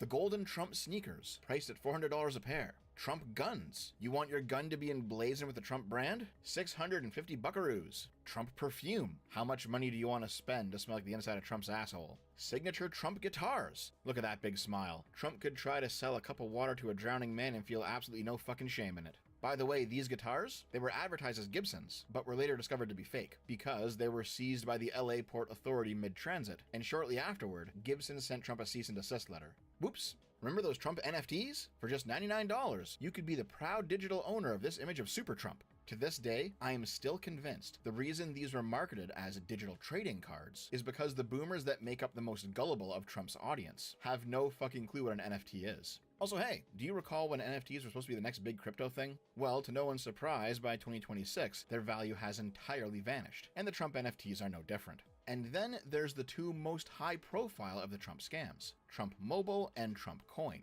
Let's do the first one real quick since it's pretty simple. In the summer of 2025, devoted Trump followers had the option to pay $500 to get on a waiting list to eventually receive a Trump-branded gold smartphone. However, despite the initial plan for the Trump phone to release by the end of the year, Trump Mobile quietly announced on December 31st that the phone would be delayed. And then by May of 2026, purchasers apparently began receiving emails that stated not only are the phones not coming, but they're not getting their deposits back either. Basically, what's happened here is that the phone's been delayed multiple times with no explanation, and eventually the website was quietly updated to state that the money people paid was not actually money for a phone, but rather you were paying for the opportunity to buy a phone in the future, should Trump Mobile ever decide to release one. Oh well. Hybrids absolute. I just got the Bat Is Cave. the most interesting one, because that story serves as a bridge between the funny meme stuff we've been discussing so far and the most blatant corruption seen from an American president within my lifetime. In early 2025, Trump announced he was backing a new cryptocurrency called Trump Coin. Now, some of the more internet-savvy rightoids, like for example the right-wing VTuber Kirsch, sniffed out pretty quick that this was going to be a shameless pump and dump. Of course, because she's a populist fucking hack, this was not enough to get her to stop the Trump dick riding. But the vast majority of the Trump fanbase did not actually see this rug pull coming, which is fucking hilarious. Real quick explanation, here's how a rug pull works. A new coin is announced, with the people making it holding most of the stock. Private individuals begin to buy the few coins available, driving their market value up. Once the value is high, the majority coin holders begin to sell their coins at market rates, meaning they're making a whole bunch of money from the buyers, while flooding the market with new coins, massively deflating their individual value. It's kind of like how runaway money printing leads to inflation, but this is specifically a private sector version of it, affecting only those who buy the private coins. And yes, this is what Trump did with Trump Coin. A single wallet owned 80% of all Trump coins after it launched. Here's the trajectory of Trump Coin's price. The value inflated to a peak, and then the holders of the coins dumped their stock, deflating the value and making a ton of money. I'm back. And who were those buyers? Sorry it took Mainly so just long. random Trump supporters. There are stories going around the internet of people who put their life savings in the Trump Coin, and then watch as all of their tokens they bought became worthless because Trump pumped and dumped it. One day after Trump Coin went live, its valuation made Trump worth an additional $56.6 billion theoretical dollars. They're theoretical because until the coin is sold, those are unrealized gains. Trump was asked about this sudden windfall at the time, and his response beggars belief. Yourself personally while you're president? I don't know how where it is.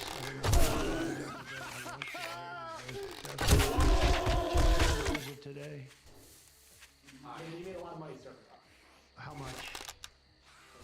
Several $1 billion, it seems like, in the last several days. Several billion. That's good for these guys. We're just moving on from that question. Yes, we are in fact just moving on from the question because nobody actually knows or cares what's going on. Most normies aren't plugged into politics and don't know what a rug pull is. The only people who actually lost a lot of money are the die-hard Trump cultists, and there's nobody stepping up for them. And the people who are supposed to care legally because it's their job are all in Trump's pocket. No, really. This behavior is not only unethical and unprecedented, it's also completely illegal. And despite this, shortly after Trump took office, his DOJ completely shut down their criminal fraud investigation division. While Trump obviously personally benefits from not having his actions investigated, the name on the order is actually Todd Blanchard, the current acting attorney general and the former second-in-command under Pam Bondi, who himself also holds crypto investments. Trump ended up pocketing around $3 billion in actual gains from the crypto rug pull through 2025, and by March 2026, that number had increased to $4 billion. This is the most money a president has ever made while in office, ever, period. Each of the stories that we've discussed so far all ended up having their own scammy or duplicitous side to them, not just Trump things. Most of the Trump garbage he's selling ended up being manufactured in China, despite Trump's promise of moving manufacturing back to America. But the crypto is where the story changes from funny, stupid memes, con-man, huckster president, to real corruption that far outweighs any of Trump's rivals. If you're a right-winger and you're still somehow watching this video, well, one, good for you, because in my experience, most rightoids nowadays turn into triggered fucking snowflakes whenever they hear a dissenting opinion. But two, I already know what you're saying. Aren't the Democrats corrupt too, Dev? Isn't Hillary corrupt? Isn't Obama corrupt? What about Nancy Pelosi's insider trading? What about the Biden crime family? Well, okay, let's consider this. Nancy Pelosi opposed regulating the ability of congresspeople to trade stocks for a long time, though she did eventually sign on to some reforms in 2022. Republicans allege this is because her husband, Paul Pelosi, you know, that guy who was attacked by a left-wing hippie turned right-wing schizo a few years ago, he's a stock trader, and that he used his wife's insider knowledge to increase the wealth of the Pelosi family. The Biden crime family allegations from the Republicans are that Hunter Biden, while working on the board of the Ukrainian company Burisma Holdings and the Chinese private equity fund BHR Partners, used these positions to secretly advance the agenda of his father, or that he illicitly facilitated the buying of influence with his father by Ukraine or China, or some other vague notion of corruption that the rightoids never actually concretely nailed down. And of course, all of this happened despite the majority of Hunter's time at these two firms occurring during Trump's first term in office, while his father was neither president nor vice president. And of course, there's stuff like Hillary Clinton or Barack Obama getting paid like 5 figures ahead to give speeches to wealthy donors, that sort of thing. Okay, even though these claims are a whole lot less credible than shit like Trump crypto rug pulling for billions of dollars and telling his own DOJ not to investigate it, let's just assume that the claims against all of these people are true. In fact, let's assume the entirety of their wealth is all just the product of misbegotten gains. As absurd as that is, well, is approaching $300 million. Joe Biden's is around $10 million. Hunter Biden's is around $1 million. Obama's net worth is around $70 million, most of it coming from book sales, while Hillary Clinton's net worth is around $120 million, though most of that is shared with her husband Bill. Even though the vast majority of that money doesn't come from anything that is even potentially illegal, if we were to assume it's all the product of corruption, and it's not, Trump's corruption has them beat by an order of magnitude. Of course, these aren't the only comparisons we can draw. Maybe it's time to talk about Biden pardoning his son. Okay, fair enough. Should we take a look at how Trump's family has fared? For example, companies that Donald Trump Jr. owns stock in are currently receiving hundreds of millions of dollars from the Pentagon. These companies are new military contracting startups, making drone weapons. And although Trump Jr. has no Oh, you expertise whatsoever in motherfucker. this field, he sits on the board of these companies as an advisor, and he's personally making millions of dollars as a result of his father's Department of Defense contracting with his companies. Trump's other businessman's son, Eric Trump, is receiving the same treatment. A company whose board he sits on is receiving preferential contracts from the government. This is far more open, direct, and blatant than anything Hunter Biden has ever been accused of doing, and with a far larger money value attached. And of course, it's not just Trump's family. Trump has developed a pattern of pardoning or commuting the sentences of anyone who is found guilty of corruption, or anything else really, so long as they are his allies. The worst example of this was Trump pardoning all of the J6 survivors. Not just the trespassing grandmas who wandered through the building, but also the felons, some of whom have since gone on to commit even more crimes, including in one case, child molestation. However, I'll save the J6 riders for a future video. Today we're focused primarily on financial corruption. And speaking of that, although Trump started a task force to eliminate fraud, I guess the solution they came up with was to pardon all the fraudsters. It's just not fraud anymore. Trump has pardoned over a dozen of his allies, who are all guilty of fraud for millions. And it's not just pardons. Not only has Trump pardoned people guilty of financial crimes at record rates, he's also failed to prosecute people credibly accused of those same crimes. Now is the best time to be a fraudster. Trump might just ignore it. And if you're loyal enough, Trump will force the government to pay you for the inconvenience of getting prosecuted after you broke the law. For example, Trump's DOJ has agreed to pay Mike Flynn $1.25 million and has officially stated that Flynn was wrongly accused, even though the evidence against Flynn was credible, and he pled guilty, and Trump already pardoned him. Whether it's dropping charges or issuing pardons or granting payouts, Trump has had no problem with corruptly using the government to the advantage of himself and his allies, on a level that neither the Democrats or previous Republicans have done in living memory. The latest story is perhaps the most ridiculous one. Trump decided to sue his own IRS, with the DOJ and SCOTUS entirely loyal to him, by the way, for $10 billion because an IRS employee leaked his tax returns. That shouldn't have happened, by the way, but this is the most direct, blatant looting and pillaging of the public treasury that I've ever seen. If you're a rightoid who loved the idea of Doge, even though it was a failure, if you just hate Democrat spending, you should be fucking pissed beyond belief right now that Trump is just going to gift himself settlement money. After all, he's just laughing in the open about how much of the taxpayer dime he's gonna steal. You're suing the IRS. Can you talk a little bit about what it's like to be on both sides of a lawsuit? Very interesting.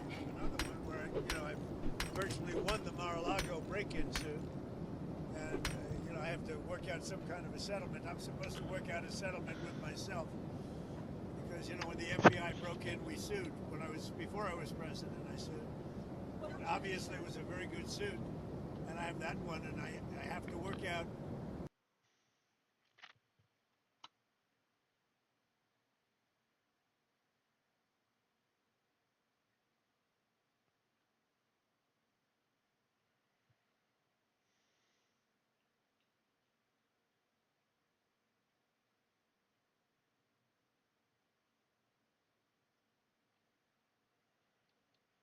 Now, there's been so much just leftoid. Alright, hang on. I gotta take a little break for a minute. I gotta eat a couple cookies. These cretins coming out of the woodwork to destroy my country. Anyway, so this is a pretty great poll. Do you have a favorable or unfavorable view of Hassan Piker? All right, recently he's been showing up on all these talk shows everywhere because they're trying to astroturf him because the Democrat Party is like, yo, I feel like we should get the terrorist votes. That's how they operate, right? They want to get the criminals to vote for them, so they release them from jails. They want the immigrants to vote for them, so they bring them into the country. They want to get the drug addicts to vote for them, so they give them free drugs in California. And now they're like, yo, we need to get the terrorist votes. So anyway, they've been trying to collab with Hassan Piker. So do you have a favorable or unfavorable view of Hassan Piker? Unfavorable, 15%. Favorable, 7%. Never heard of, 80%. That's just fucking brutal, man. It's just brutal, dude. Oh my god, that's diabolical. God, dude. 15 unfavorable, 7 favorable. Never heard of, 80. Holy crap-a-loni. Now, Hassan has recently been getting obliterated by the RNC. All right, and the more, dude, people don't understand how great this is for me. All right, I am certain that there's a lot of people that aren't that political in the country that, they're going to be like, I don't know who to vote for. It's a lesser of two evils. Both parties are satanic pedophiles, which I think are. They will. And these guys, they want to pick a side to vote on, right? Then they're going to see the new face of the Democratic Party. The security checkpoints. I live streamed the entire process. I got stopped by a cop who thought I was making fun of Mao Zedong, which I never would. I would never make fun of Mao Zedong. Right? Notice how he says he was stopped by a cop for making fun of Mao Zedong. Which just means that China's a shithole that doesn't have rights. Okay, China will jail you for freedom of speech, even though he goes out there and glazes China. Now, actually, China has been, deporting a lot of Muslims. So, I mean, listen, maybe Hassan was right about China. That's crazy. And never will. Mao Zedong. I will never make fun of Mao Zedong. Never do it. Cashing in his Chinese Communist Party check. Dong is one of the great leaders of this world. Okay. Mao Zedong was one of the great leaders of the world. A man who changed. A man who murdered millions. The entire planet. Yeah, Mao Zedong killed like 50 million people. He killed more than 50 Hitler. million people, man. This guy was like super Hitler. Oh my God. Yeah. So anyway, yes, actually, Democrats, please make Hassan Piker the face of your party. I'm sure your average undecided voter is gonna be like, wow, dog stalking, alleged pedophile, terrorist supporting, pro Mao Zedong. Holy fuck! I would love for this guy to be the party that I'm part of. Please keep doing it, man. Like, this is a win-win. The Democrats, they're out here trying to put this guy everywhere, and honestly, that's just amazing for me. People have to understand the Democratic Party is, in my opinion, a terrorist organization at this point. Now, breaking news. A Fairfax County judge is sending a 19-year-old illegal alien, Israel Flores Ortiz, to jail. 135 days for sexually assaulting 10 girls in high school. His defense attorney at the sentencing hearing today ridiculously tried to justify it by invoking the false allegations that have been made against President Trump. Wow, bro. He also said that his brain was not fully developed enough to know that he shouldn't sexually assault people.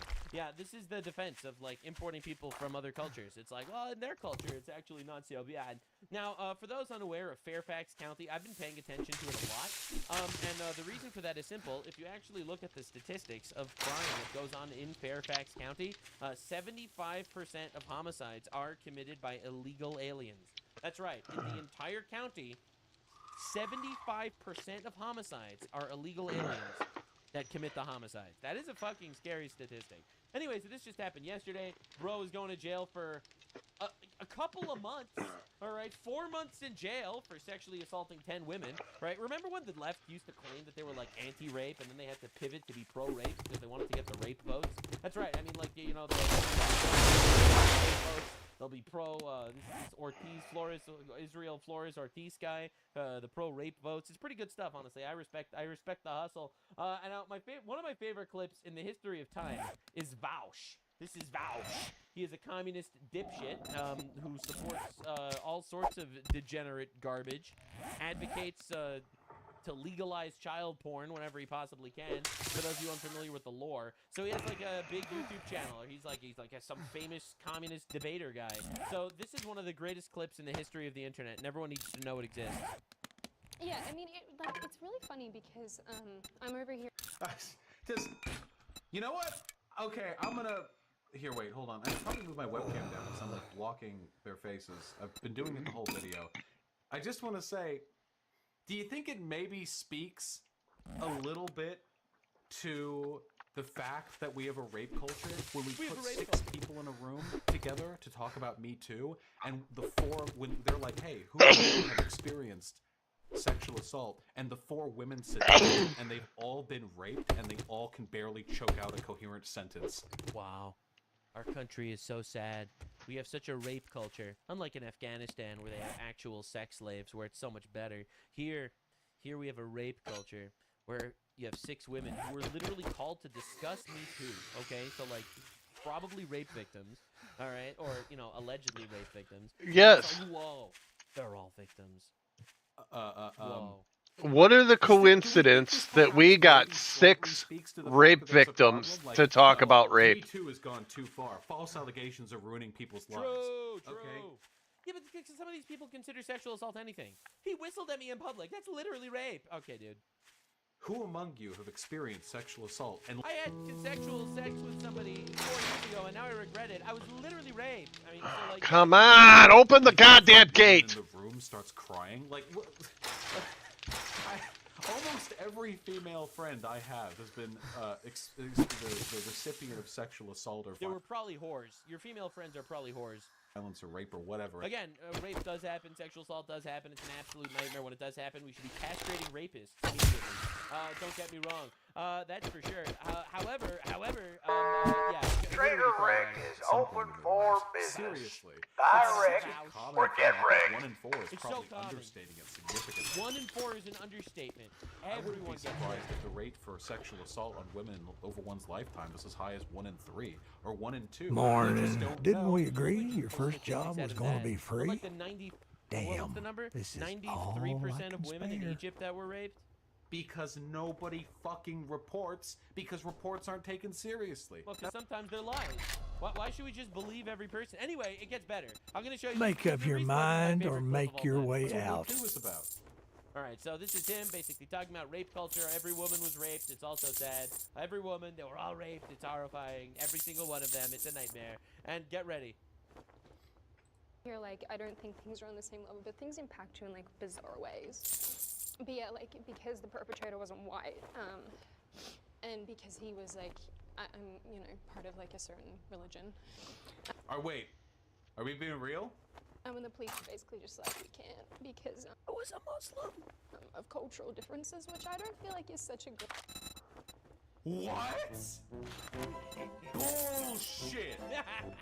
Are you fucking kidding me? Did she turn her fucking rape confession onto how the rape refugees, fucking Ahmed Muhammad, raped her and the police were like, oh, we can't persecute brown people? Bullshit! Bullshit! Believe all women until they accuse a Muslim. Anyway, so this is literally the leftists. This is literally the Democratic Party. Every woman was raped. They need to come forward with their statements. It's heartbreaking, but what if they may get made fun of? Women don't want to come forward with their statements. I was raped by a Muslim. Bullshit! Yeah, anyway, so that's the leftists.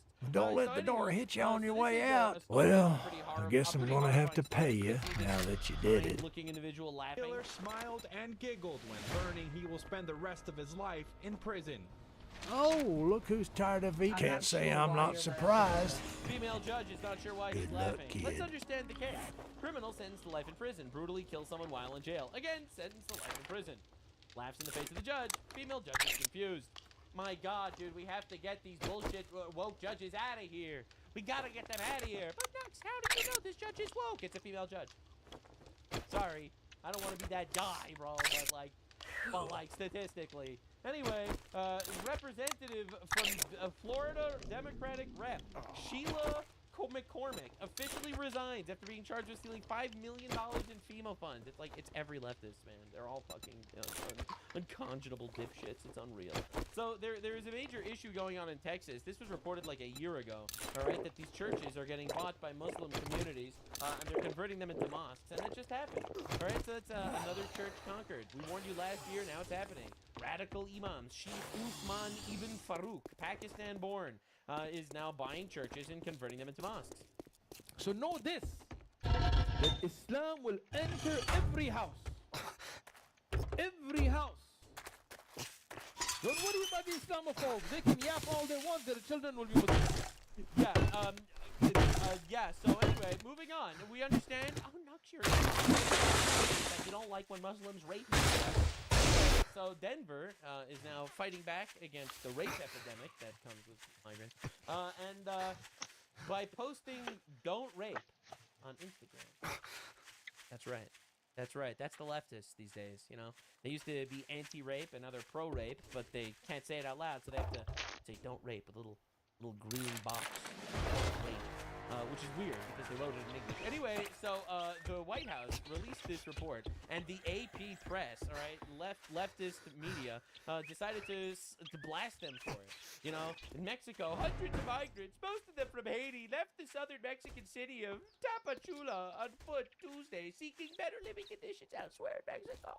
Migrant caravans like the ones that left Tapachula used to aim for the U.S. border, but many of the migrants leaving Tapachula on Tuesday said they'd lost hope of making it into the U.S. due to restrictions that the Trump administration placed on asylum seekers. That's the fucking point, all right? And this is literally the bullshit we have to deal with, all right? It's like, Haiti's a shithole. Every Democrat, Haiti's amazing. Haiti's the best place ever. We love Haiti. Make Haiti. Haiti's awesome. Haiti's the best, right? And then it's like, all right, we're going to deport you to Haiti. You can't deport them to Haiti. You can't deport them to Haiti. They're backward savages. Yeah, all right, great. Let's bring them here, I guess. So yeah, that's W. Other news, because this is just, I just have to show you leftist policy. This is just leftist policy hour. Just full-ass racism hour. This is brutal. Transgender Utah woman and her lover accused of abducting her 10-year-old and taking the child to Cuba to have sex change surgery. Oh my God! This is the thing that doesn't happen, right? This is the thing that never happens. Well, it keeps happening. The thing that never happens seems to be happening a lot these days. It's crazy. And you know, honestly, Hybrids absolute. This driving of the Batmobile is so nice. Right, so this lady went super viral and everyone called her out on it. as they should have, because literally, it's incredible. Oh God, I was gonna look at this. This is really fucking embarrassing. So this woman here, mountain farm owner, struggles to find workers as immigration enforcement tightens. It's just been harder and harder and harder to find those people to work. Bethany. Hire Americans, and you will have no issues. Like, what are... I really want to hire slaves from Mexico that literally have to work from dawn till dusk or else we get them deported. Man, I really want to have slaves to pay slave wages to. And now because of the evil Republicans, I can't even have slaves. It's literally the leftist policy. Leftist policy is pro-slavery. It always has been. It still is. All right, Oh, God damn it. Illegal migrants underpay, that they can force them to work as hard as they want, that there's literally zero checks and balances, because what are they Fucking gonna do? stamina pisses me off, man. Sue you for shit, okay? All right, so they're trying to institute slavery, yeah, that's pretty awesome. So watching them crash out is amazing. Gotts owns Quay's farm in Mountain Home, but now with fewer workers, a lot of the manual labor is left up to her. She tells me she's tried hiring locally, but it's been difficult to find people willing to do the hard work. It's really hard to find non-slaves to work as hard as the slaves. Man, leftists are incredible, aren't they? They really are. They have zero ethical systems whatsoever. They just talk out of their ass. Being a legal American here that is going to work as hard as an immigrant. An illegal immigrant.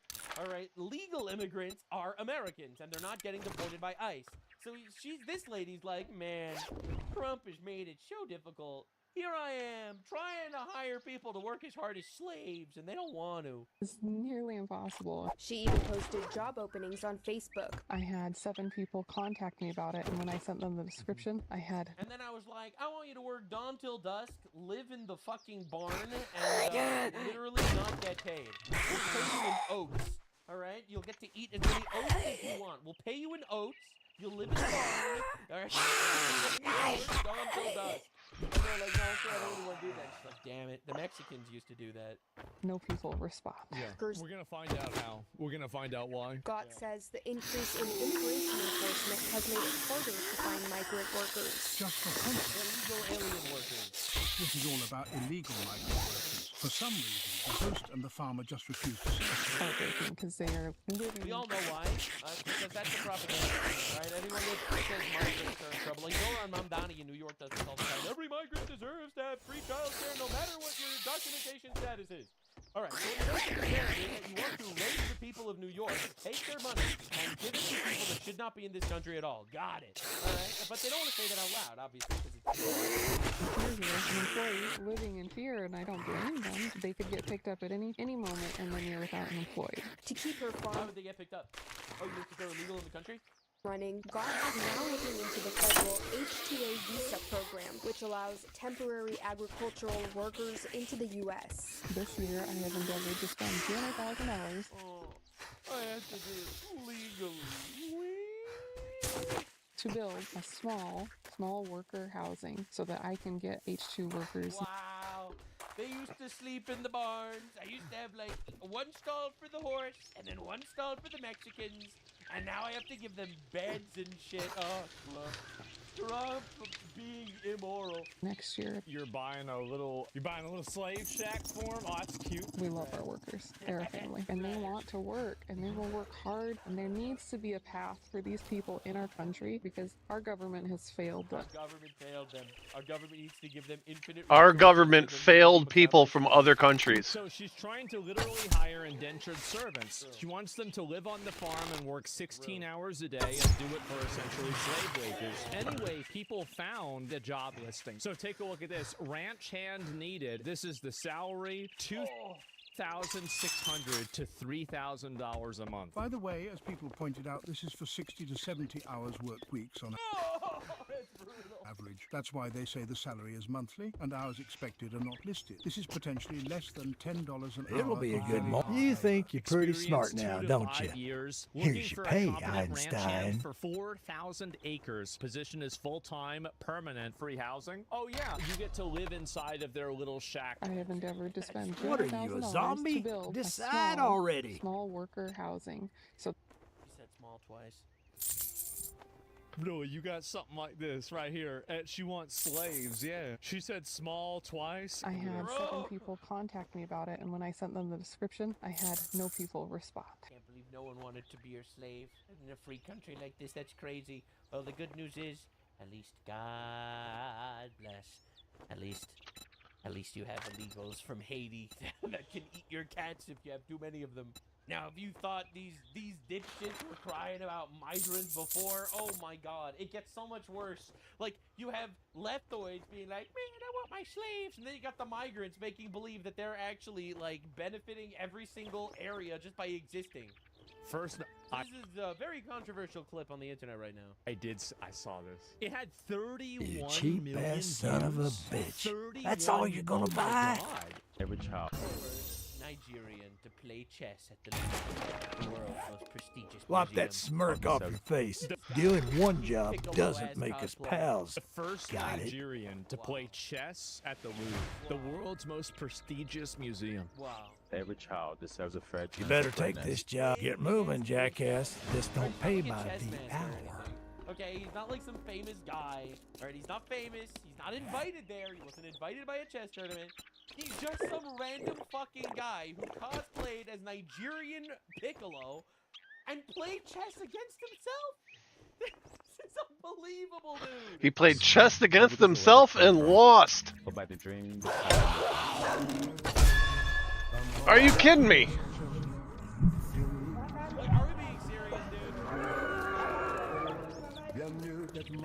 Wow. This is absolute brutality, bro. Man, this music is gonna get me copyrighted for some fucking... Bro speaks in bells and whistles and I'm gonna get copyrighted. Look at him playing chess against himself at the Louvre. Wow. Even took a plane. I'm from Lagos, Nigeria. Wow, look at him. Dripped out. Unreal. African Piccolo playing chess against himself. Look how pathetic this is, man. Look how pathetic this is, bro. And everyone's like, wow. Wow, dude, that's amazing. Wow, look at that. He's playing chess against himself. Directed by whoever the fuck. Like, he's not ranked anywhere as a chess player. It's just a random guy.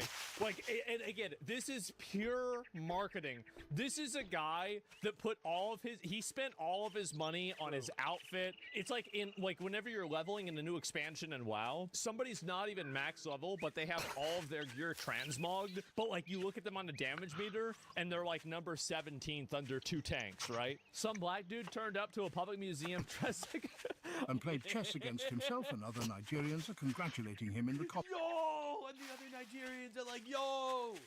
Yo, this is beautiful! My God, dude, we can't, bro. We can't give the internet to the third world with a mistake, bro.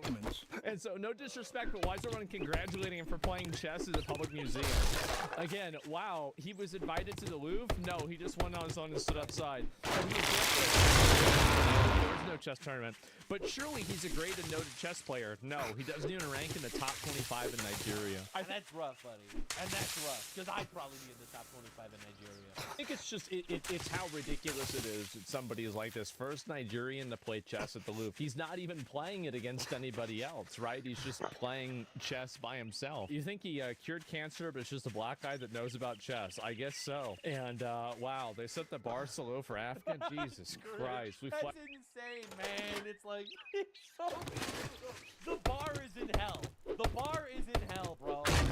We flex a lot of meaningless things. Yeah, it is a little meaningless, right? But completely meaningless. And the entire third world is like, wow, this guy is incredible. He's pushing boundaries. Like, oh my God, dude. Like this culture is like, they need to figure out how to build houses and stop living in shacks before we import them by the million into our country. Oh my God. Take away our rights and our money and give it to them instead so that they could fund Tunde Onakoya to fucking go play chess against himself at the Louvre. I have a feeling, and this is just a suspicion, that there was not one guy named Tunde Onakoya that fucking came in on the Mayflower, okay? There was not a guy named Tunde Onakoya who fought at any point in the Revolution, in the Civil War, in American history.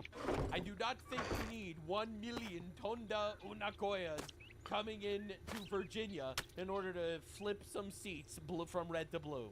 I'm sure your culture is glorious, Tunde. I think you should focus on making Nigeria great again. And I know I'm going to get pushed back in the comments. What do you mean again? Well, when it was a colony of England, it was pretty good.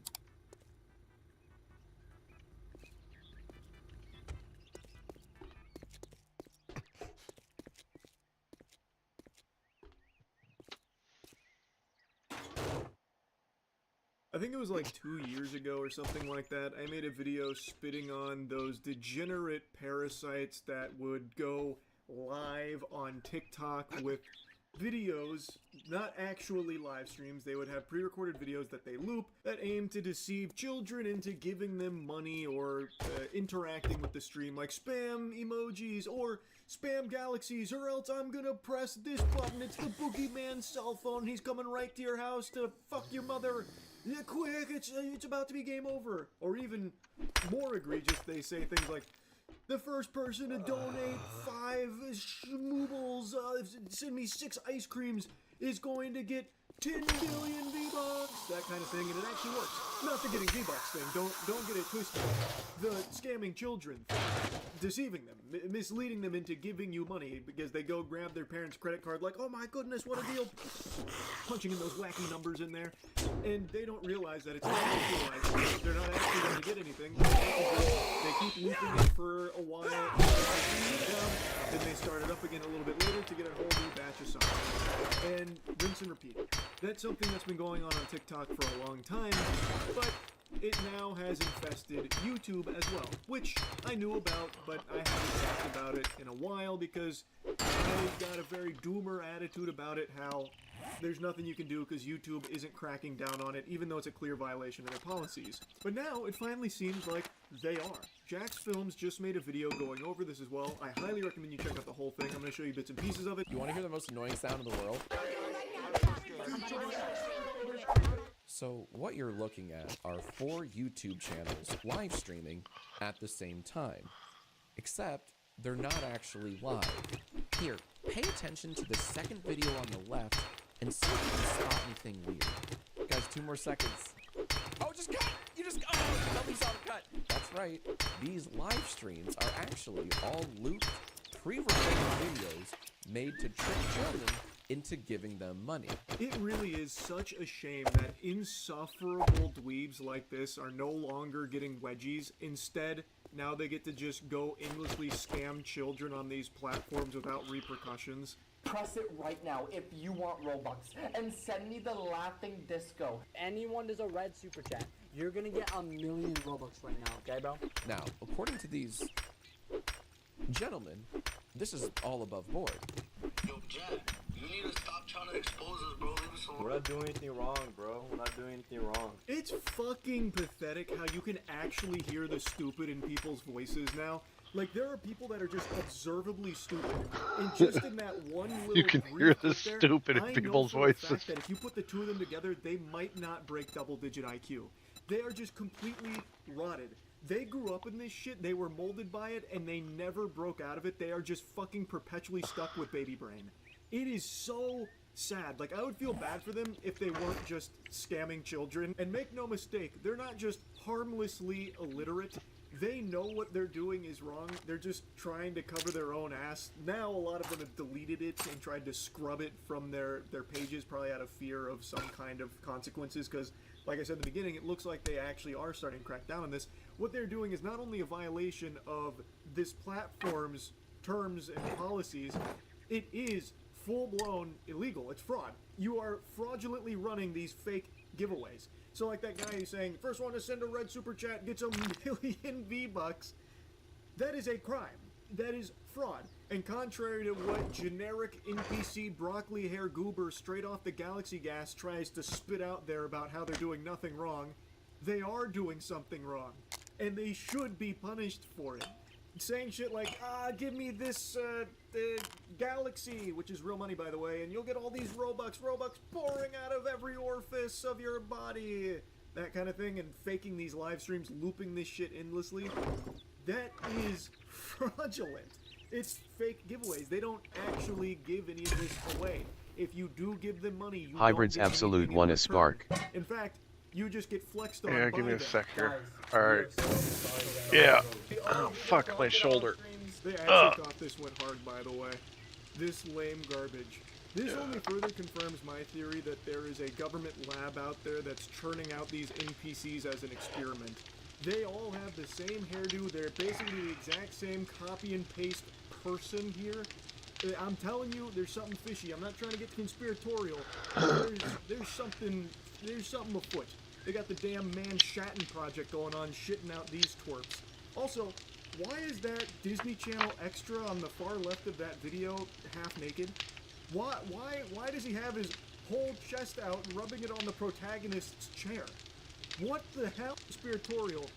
They actually thought that throw money, by the way, and you'll get all these Robux pouring out of every orifice of your body. Live streams helping this shit endlessly.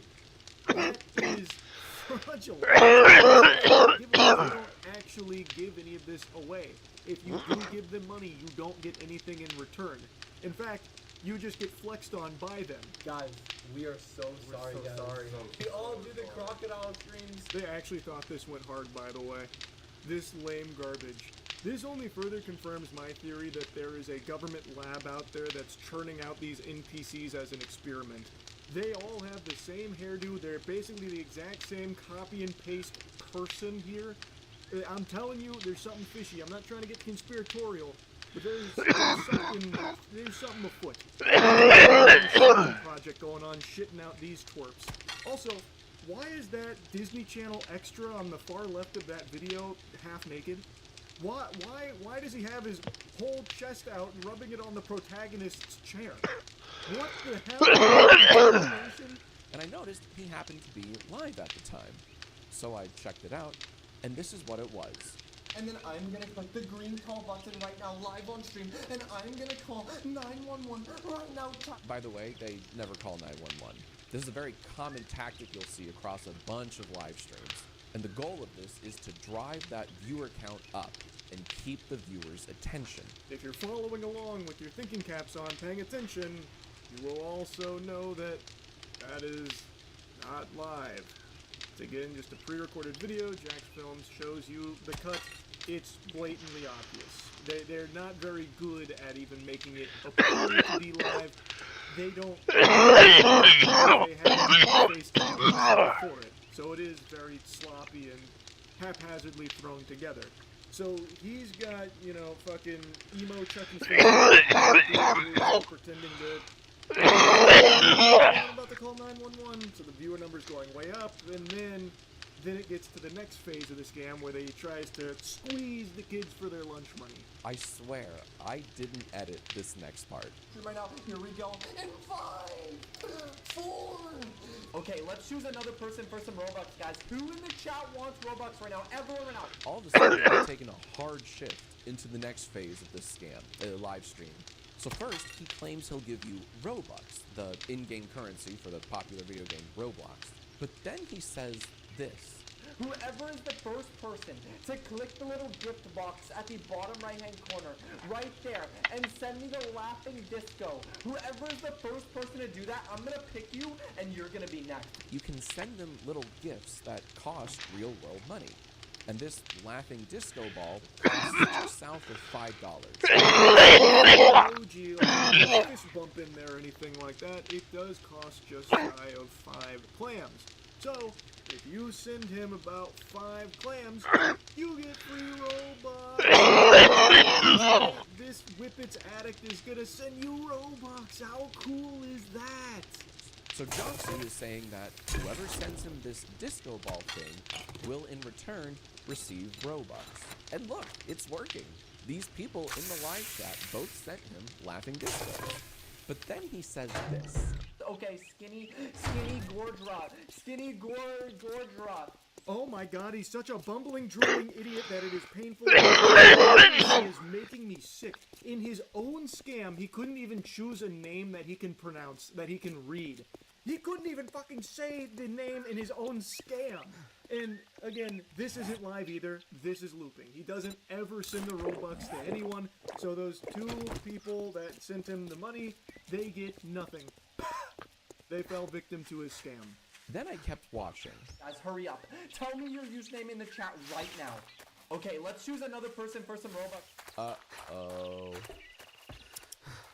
Whoever is the first person to click the little gift box at the bottom right-hand corner, right there, and send me the laughing disco. Whoever is the first person to do that, I'm gonna pick you, and you're gonna be next. You're gonna be next. Okay, skinny Gordra. Somehow it's always that dastardly skinny Gordra, as he calls them, that keeps winning the Robux.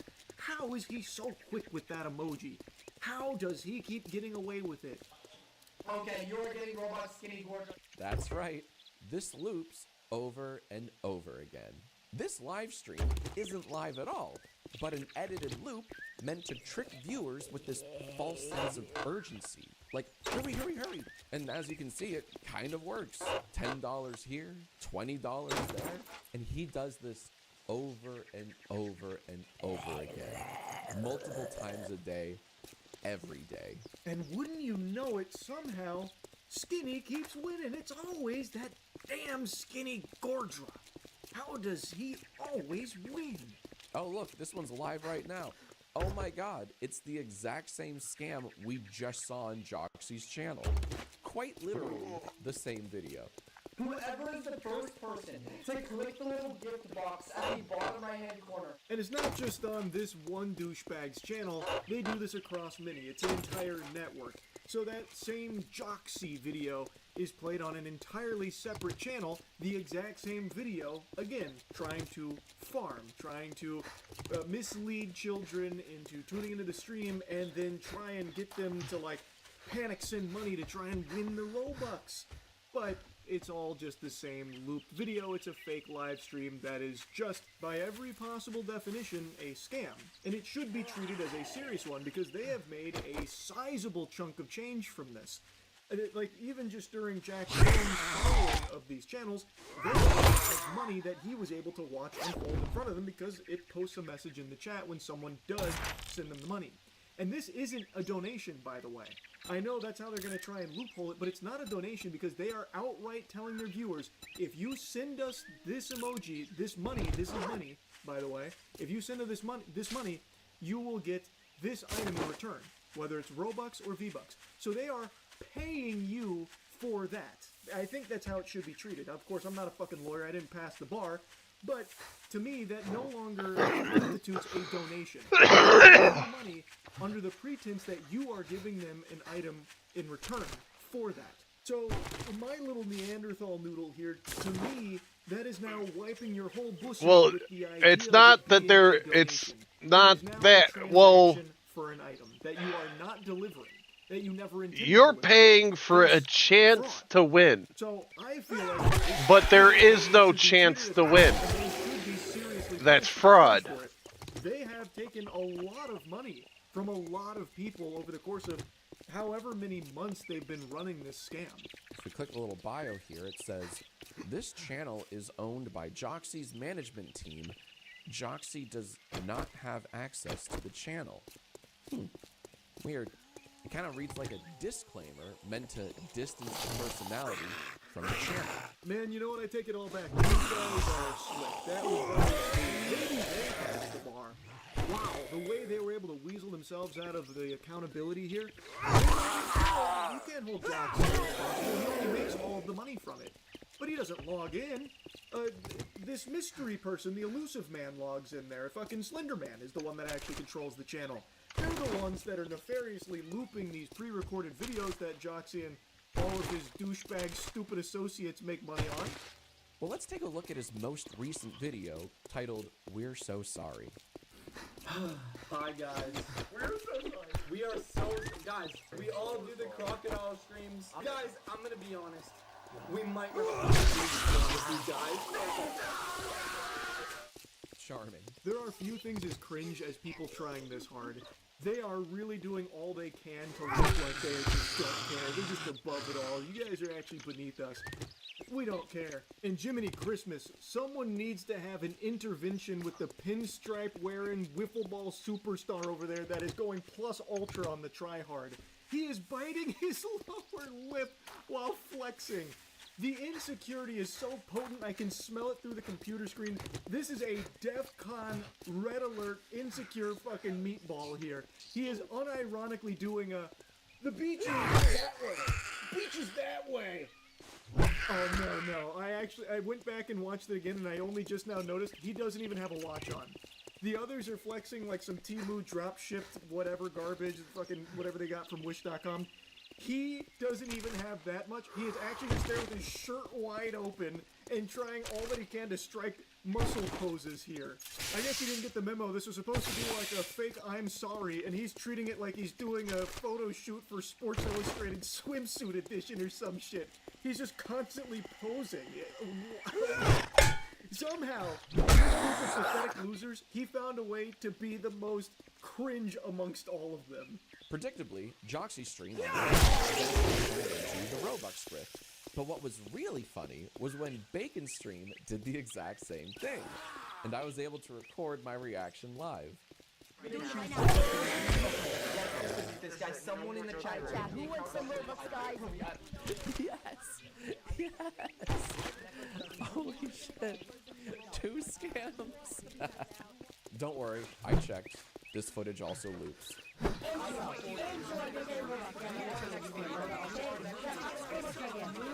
Unsurprisingly, this whole stalling thing to try and get a bunch of viewers in there while looping a stall video that never actually finishes whatever they say they're going to do, like with the crocodile tooth and the 911, usually transitions into them doing the Joxy thing, which is, okay, now we need money. So now give me money and you'll get Robux, V-Bucks, whatever. So that one, Bacon, buttfuck, whatever it is, but his does the exact same thing. So clearly the goal is deceive a bunch of children, get them hooked on like, oh, he's gonna press the crocodile tooth, wow, and then it goes into, okay, now quickly you gotta give me money so you can earn some V-Bucks and Robux, that kind of thing. And it works. They are apparently making actual money from this. In Jack's Films video, if you watch the whole thing, which again I highly recommend you do, you can see a lot of people fall victim to it throughout the course of his video. They are giving them money for it. Oh, they're doing it at the same time. Laughing disco, laughing disco. Give us laughing disco, and then we'll give you Robux. Yo, Jack, you need to stop trying to expose us, bro. Leave us alone. We're not doing anything wrong, bro. We're not doing anything wrong. Oh, really? What are you doing, bro? Come on. You gotta stop. Quick. Everybody join the stream and say go. Solid defense, fellas, but I don't think that will hold up in a, a court of law. Dude, that's so cool. Oh shit, Goofball got him. He rubbed his nipples at him while shirtless. He dunked on Jack there. This kind of behavior is actually baffling to me. Not the fact that they're all douchebags, that's very commonplace, especially with that hairstyle. It's the fact that they keep trying to look cool. And they believe that looking cool is being shirtless at all times. So like this guy standing up shirtless, rubbing his nipples at Jack. That is so embarrassing. Why are you doing that? Especially when you have a body that's built like a bag of milk. It looks like someone tried to draw Hank Hill's torso outline. There's not even the idea of muscle to be found on this guy's upper body. So why are you trying to, like, flex on him with a nipple rub? Like, what is that, man? I'll stop yapping about it again. I recommend going to watch Jack's full coverage of it. They deleted much of this. They tried to scrub its existence so that way they can avoid being punished for it. I think since there has been somewhat of a crackdown on it. But there are still plenty of re-uploads and plenty of evidence to their wrongdoing here. Again, it is a scam. It should be treated as such. I believe there needs to be serious punishment. There needs to be a precedent set. Otherwise, just like all those degenerate pranks, it's going to continue to spiral out of control. More and more people are going to be doing this kind of thing, scamming through these fake live streams, and this shit just super sucks. Anyway, wanted to talk about this. That's about it. See ya.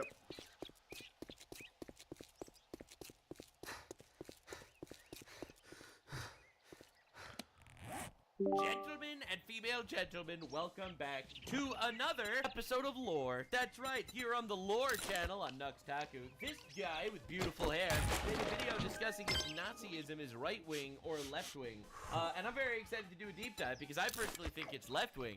I mean, they definitely are authoritarian, which is generally more right-wing, but Nazism is National Socialism. And so I'm excited to see what the actual analysis is all about. Was Nazism left-wing or right-wing? All right, Well, let's believe it or go. not, this question gets asked around a lot, and there are several creators who provided answers. Well, the thing is that today's answer will be grounded on history and political science. But before we do that, let's talk about the question proper.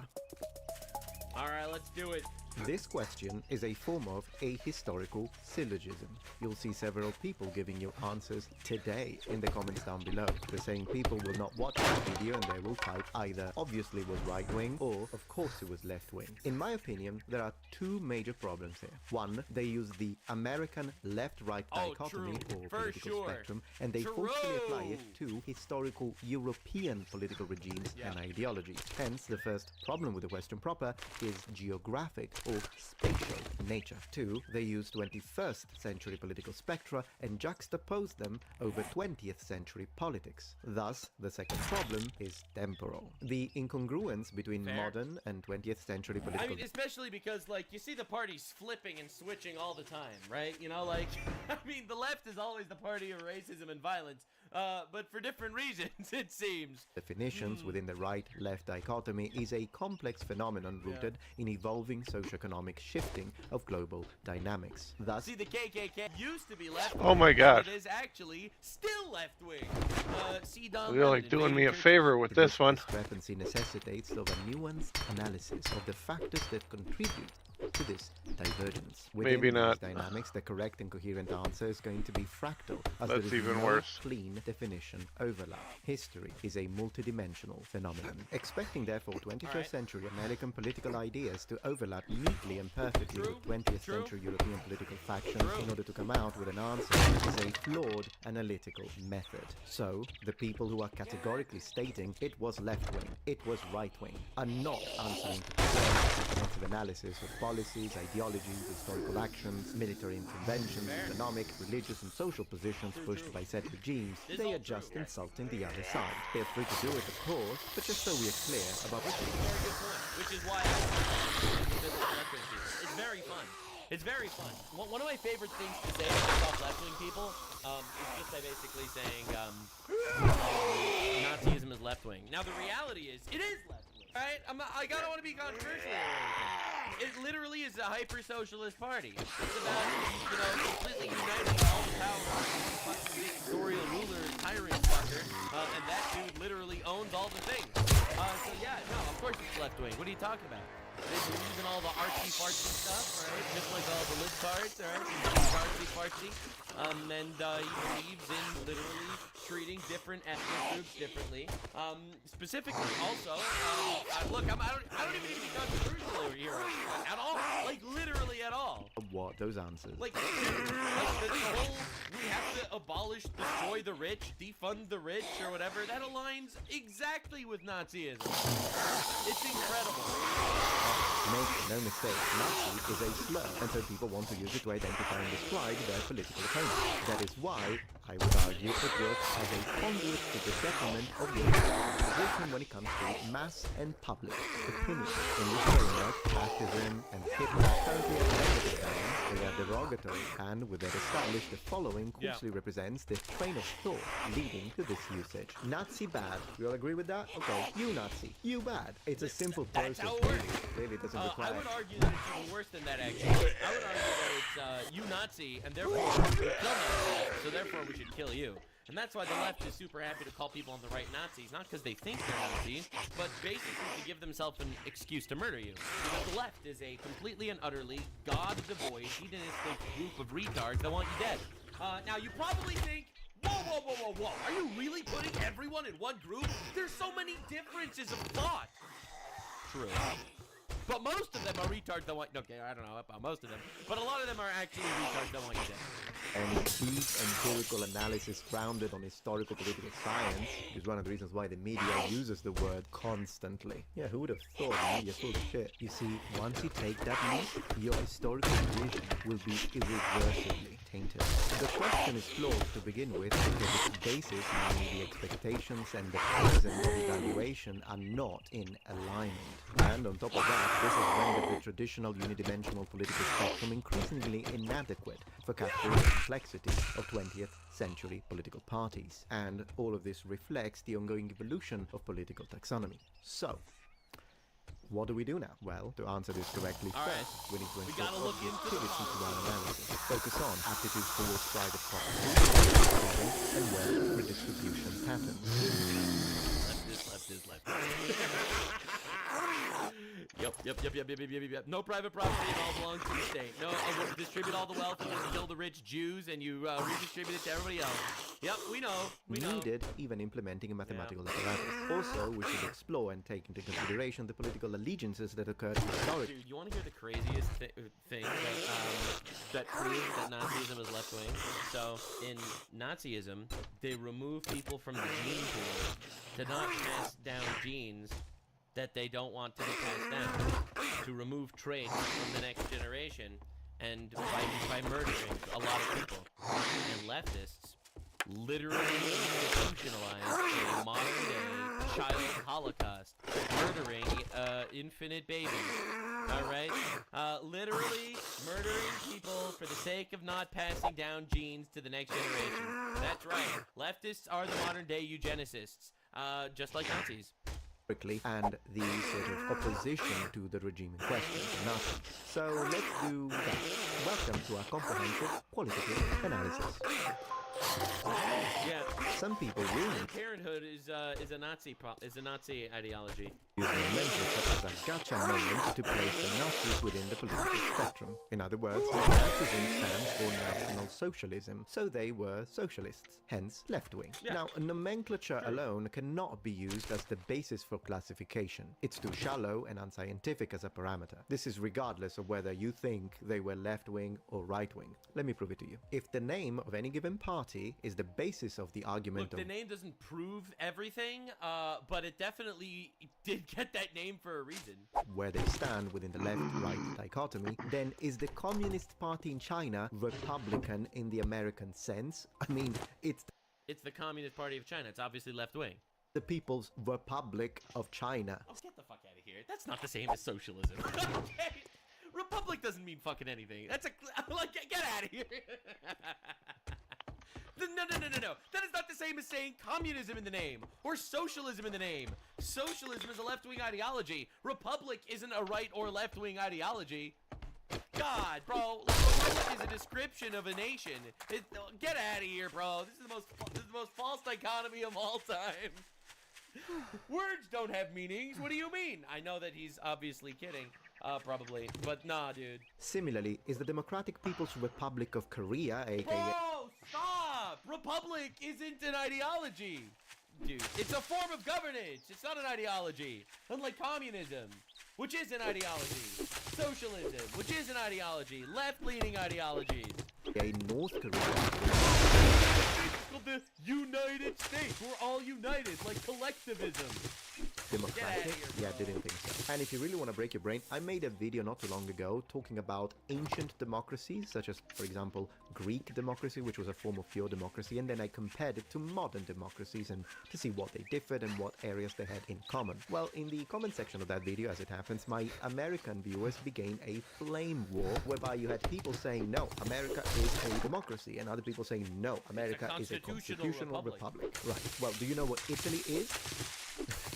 Well, after the referendum of the 2nd of June 1946, Italy abolished monarchy and became officially, wait for it, una repubblica democratica. That translates as a democratic republic. Yeah, welcome to Europe. You think that's confusing? Well, in the United States, simple liberalism and a liberal is a left-winger. But in Europe, simple liberalism often means classical liberalism, which can be a center-right position, particularly for those right-wing populist movements that embrace economic policies which in America will be associated with the left, while at the same time promoting cultural and social conservatism. And on that note, since we're talking about what a party named itself, do you want to know what Hitler said when it comes to left or right? Well, Hitler denied that Nazism was either left-wing or right-wing. Instead, he officially usually portrayed Nazism as a, open quotes, syncretic movement. Yeah, let's ditch the whole name argument, shall we?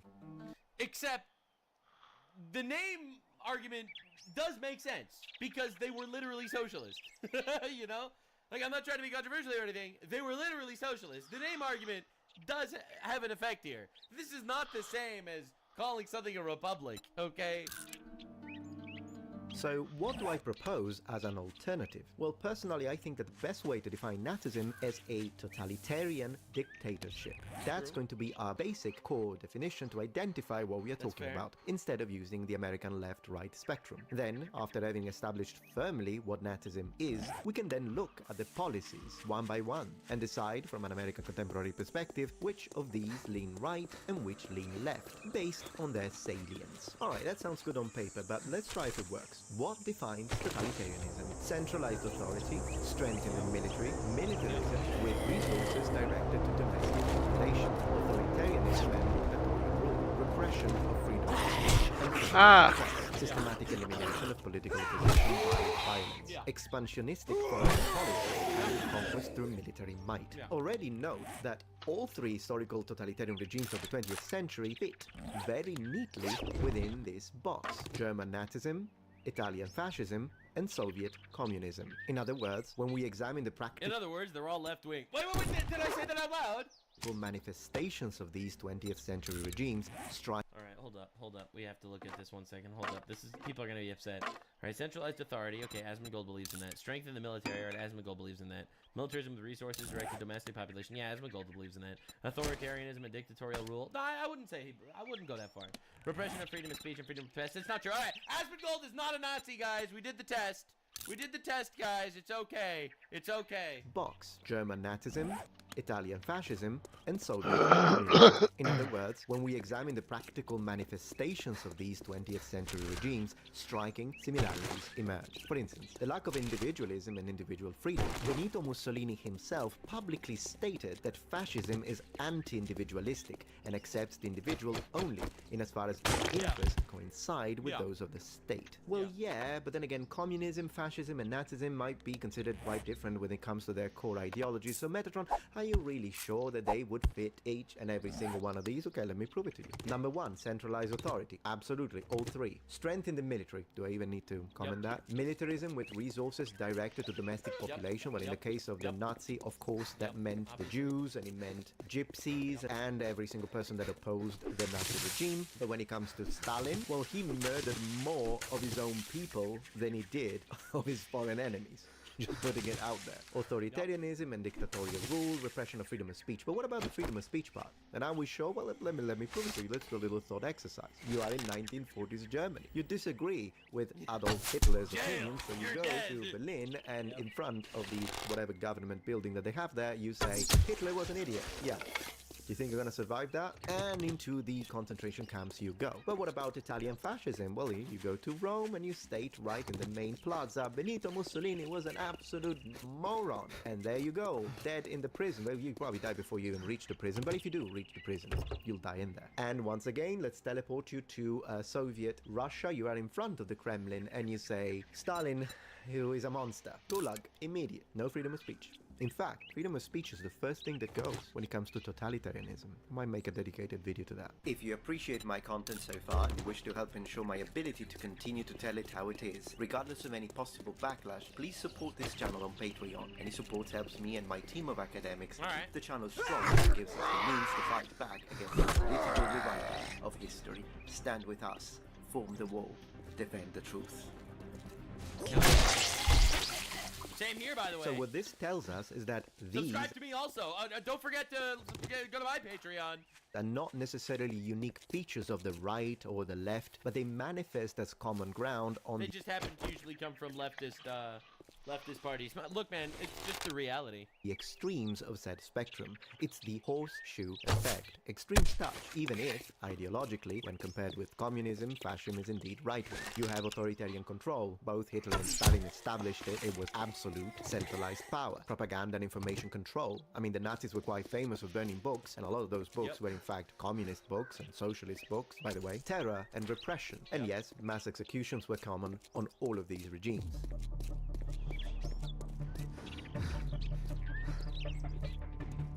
Now, in Europe, conventionally, Nazism is generally considered to be a far-right ideology, also due to their allegiances with the fascists in Italy and their countering of Stalin and communism, which is, of course, a left-wing extreme ideology. Yeah, that's cringe, man. Just because they fought communists in Russia, that does not necessarily mean at all that they weren't left-leaning. That is a very, very false dichotomy.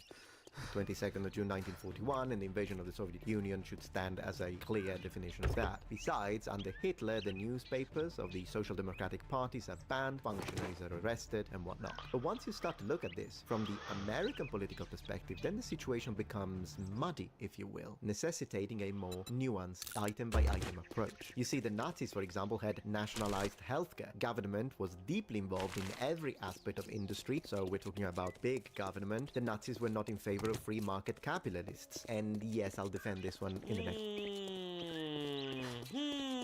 section. And all of this sounds left of center Yeah, to it an does. American. So Yeah, wow. it is mixed. On the following What's the section, mix? I'm going to present. I didn't even hear, like, the other side. What's the mix? What, that they fought communists in Russia? The characteristics of the regime, and then you decide where it leans the most towards. This way, we can promote critical thinking. Now, Nazism was characterized by extreme nationalism, state-funded welfare programs. If there Sounds leftist to me. were any form of identity politics similar to contemporary political discourse, of course the Nazis would have been against it, but so would have been the communists. They had state control of industries, support for a strong Leftist. military, and as we said, repression of freedom of Military, once again, that could be either right or left. That doesn't mean anything. speech. Alright, now let's jump into the economic policies. A central idea of communist ideology was opposition to private ownership of the means of production, which blended with economic intervention within the private and public sectors. Now, to that, Nazism was different up to a certain extent. Let me clarify. Their overall economic approach favored big business and opposed labor unions, which of course doesn't make it sound socialist by any means. But we also have to remember a very important factor to this. In Hitler's speeches from 1920s, he clearly established his idea of what National Socialism Afternoon. was going to Well, be. And mind I you, guess it I'm was gonna only have to for pay you Germans. now and that as he you did outlined it. his party program, he stated, open quote, that nationalization appears to me to be wrong, close quote. So, at least in the 1930s, he was sort of in favor of the idea of maintaining private property. But was he? Well, I do have an opinion on that, but let me quote a sociologist and economist of the period. Check this out. Friedrich Pollock says, open quote, I agree that the legal institution of private ownership was maintained, and that Don't many test my attributes patience. characteristic It's for thinner National than your Socialism wallet. begin to manifest themselves, albeit still vaguely in non-totalitarian countries. But does this mean that the function of private ownership did not change? I believe it reaches far more deeply and should be described as the destruction of all the essential traits of private ownership. Interesting. So basically, he's like, yes, of course, private property should be a thing. Oh. Anyway, we're just gonna change what private property means. And I would like to underline that this specific economist saying the private ownership actually wasn't a thing. All right, is left now that wing. we're He done was a doing left business, economist. get out of my Moreover, store. In 1934, Hitler clearly established the fact that to him, wealth was for the national social state. Leftism. Not for the individual. And yes, the individual could enjoy some of that wealth, but it's thanks to the state. Yeah. And in 1942, Leftism. when he was in power, he stated, open quotes, the land was national property. And in the end, it's only given to the individual as a loan. That's the most leftist fucking shit I've ever heard in my life. Yeah, like, dude, I thought this video was gonna be like, oh, let me explain both sides. And then it ends up just completely and utterly defining him as left-wing in every single one of his policies.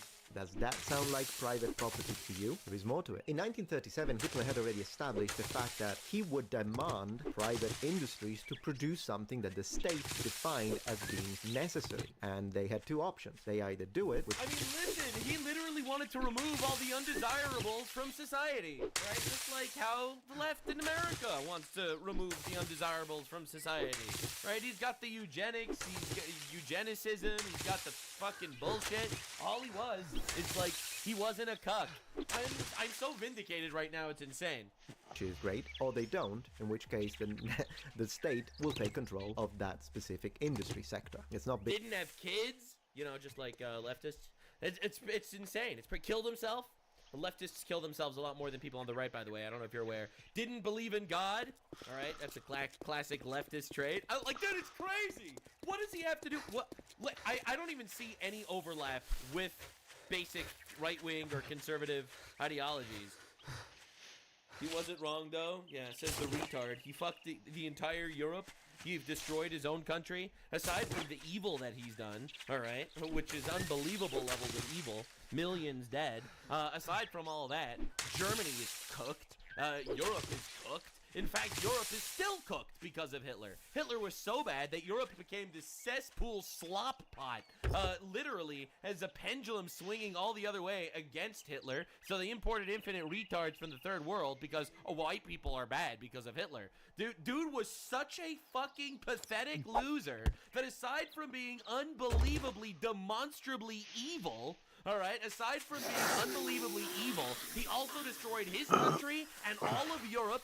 Here, 80 years later, all of Europe is still destroyed because of how pathetic he is. Also, no balls, no children, no descendants. Honestly, truly incredible how much of a loser he was, aside from being evil. Big government. But he did have drip. That I will admit, he had drip. Massive government. Alright, but if that's the case, if this is what Hitler believed, and by the way, this is confirmed by SS letters, even all the way up to 1944, that was exactly his position, and we can see it in the way he acted. But if that was the case, then why did he not say private property is abolished? I mean, the Soviets did it. Why did he say, no, private property is still a thing? Well, he said that because it doesn't matter what you say. It doesn't matter that legally there was still a definition for private property, as long as what he gets is what he gets. And besides, of course, he understood that in a moment of war, you can't fight outside and also fight inside with the private sector. So he made the statement, private property stays, but then they control all of it, including demand, production, means of production, prices, everything. The government tells you what to produce, who to buy from, and what prices you sell. In other words, at least from an economic standpoint, in these discussions, property, this was socialism disguised as capitalism. Now, of course, when you compare it to the Soviet Union, that had a complete centrally planned economy, That doesn't mean anything. It's like saying, well, why are you calling Hitler left-wing if there are other people that are communists? That's like an insane take. Sound as a... What is drip? It means his uniform looks sick, all right? And the speeches were good, and the aesthetics are awesome, and they all look based as fuck, and they ended up destroying their country and also all of Europe. They were unbelievable losers, the Nazis. Ironically, all right, for, we look at them as evil in modern day society, all right, we look in modern day society, we look at them and we're like, wow, these guys were evil, but people forget how pathetic they were. A lot of people think that they were just evil, but also kind of badass. Like, they were evil and also lame as fuck, but they look cool. Extreme, but then again, the Soviets had a main Good goal, after which was to Craig. increase the Here military you power of go. the state. Sounds Don't familiar? spend it all in one place. Alright, now I would like to dedicate a small section to race. Chop, chop, because, dumb of course, fuck. this was not only a connection to race. Dude, it's like, you can't say that racism is a right-wing trait. You cheap If anything, son of a racism bitch. is a left-wing trait, ironically. All right, and it's important to note that and a lot of people don't know this, okay?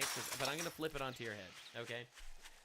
Right-wing people, at least the conservatives that are, let's say, religious or more focused on religion or God, they do believe that, different races are different cultures are different.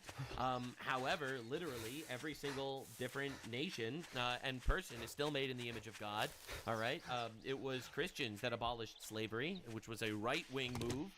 The abolishing of slavery was a right-wing movement. The Democrats started the KKK. The Democrats fought to keep slavery, for those of you that are unaware. And if you look at modern-day leftism, you basically have people on the left just openly, utterly, and acceptingly hating white people. Hating white people is just a completely classic, accepted stance to have on the left. All right, white people bad, so that's happening. Also, there's some war going on in Israel that Muslims started, so obviously we have to hate Jews now. All right, that's totally accepted on the left, no problem. Largest leftist political streamer is going out there doing this shit every single day. All right. So the reality is the real racism is on the left. All right. It's stigmatized on the right when you say something like the Somalis have an IQ of 67. When the reality is, and this is going to be a really hot take, Somalis do have an IQ of 67. That's not racism. That's just a fact. All right. All right. All right. Saying that 13% of the population commits 50% of the violent crimes. It's not racism. That's reality. Okay? Hitler wanted to murder people because they were inferior. All right? Viewing people as inferior based on their race is a left-wing issue. I know. People hate me for saying this shit. But that's literally the truth. And racism was a connection to... Like, I'll be real. You look at what leftists do and they talk about in college campuses, and they just laugh and they laugh and scream. White people don't have culture. What do you mean? White culture? There's no white culture. Like, the idea of being racist against white is so unbelievably, adamantly accepted and basically appreciated in the modern left. So racism is a left-wing issue, much more than a right-wing issue. The ideology, but it was also a congenital element within the system. And another thing that the Nazis did was to put the blame of many of society's problems, particularly of the Germans, to immigration. Moreover, apart from the Holocaust, there was clearly a sort of differential treatment under the law. Yeah, aside from the Holocaust, whatever. Based That was on the your thing. racial affiliation. I totally forgot the Nazis did that too. That's crazy. Now, this is, of course, real. It happened. And Yeah, we could... besides, who hurts? Like, look, man. I know this is gonna sound weird, but who is more anti-Semitic? All right, like let's use that as a barometer, okay? Where do you see more anti-Semitism? All right, let me ask you a stupid fucking question: from the right or from the left? That's literally burning down synagogues and chanting that they support Hamas. Like, not trying to be controversial here or anything. Not trying to be controversial here or anything, but where do you see more anti-Semitism? From a groiper that says the Jews control the world, or from leftists that literally chant they want to kill Jews? I mean, I made a tweet a while ago, and this goes viral every like week or two. This tweet goes viral on some other account, and this is awesome. So the I Laughed account posted my tweet because they laughed apparently at my tweet, where I said, "Hi, Jew here. I uniquely get shit from the far right and the far left. I can say with 100% certainty, I would entrust my life to Hitler-hiling, anti-Semitic, Jews control the universe, Nick Fuentes Groiper, named Kill Rape Jews Groiper 42069, over a moderately leftist college student that goes to overwhelmingly peaceful protests and celebrates Charlie Kirk's assassination. That's how bad it is." And then I got a whole lot of death threats for this, obviously, from the left. I know. You can't make it sound stupid. Guess if I got death threats for this. Guess. Psych. Hey, other moderately liberal college students, can we kill Nux Taku? Thanks, man. Very cool. Ironically, like, you just proved me right. It's like, yeah, I don't care. Like, thanks, man. Very cool. Very cool.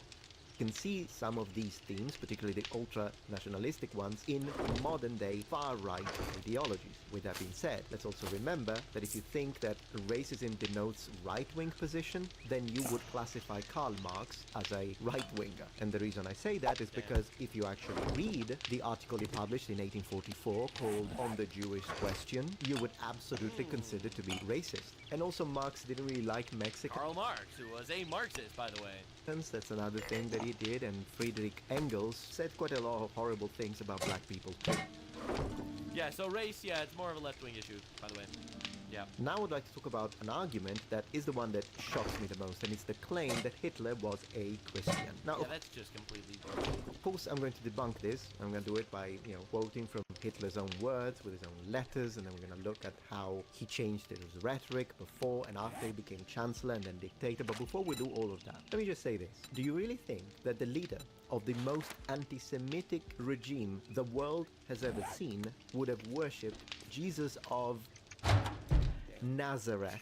Now, given one of the things that people say when they talk about Hitler was... You make a good point. Would the guy that wants to genocide all the Jews worship a Jew? I mean, I'll be real, he makes a good point.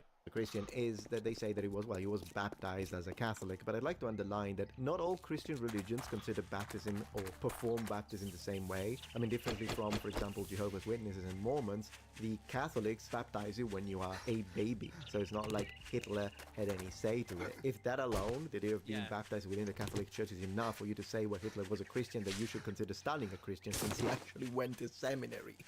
No, so I mean, another thing is, it's like getting baptized as a baby is the same thing as like being ethnically Jewish, let's say, right? If you're ethnically Jewish, like Karl Marx was a Jewish guy, I'm pretty sure. Ethnically, he obviously wasn't religious, he wasn't conservative, he didn't believe in God, he was like a known atheist, but ethnically he was Jewish. So it's like, oh my God, it's a Jew! That's the same idea as calling Hitler a Christian, because technically he was baptized when he was a baby. It's the same idea.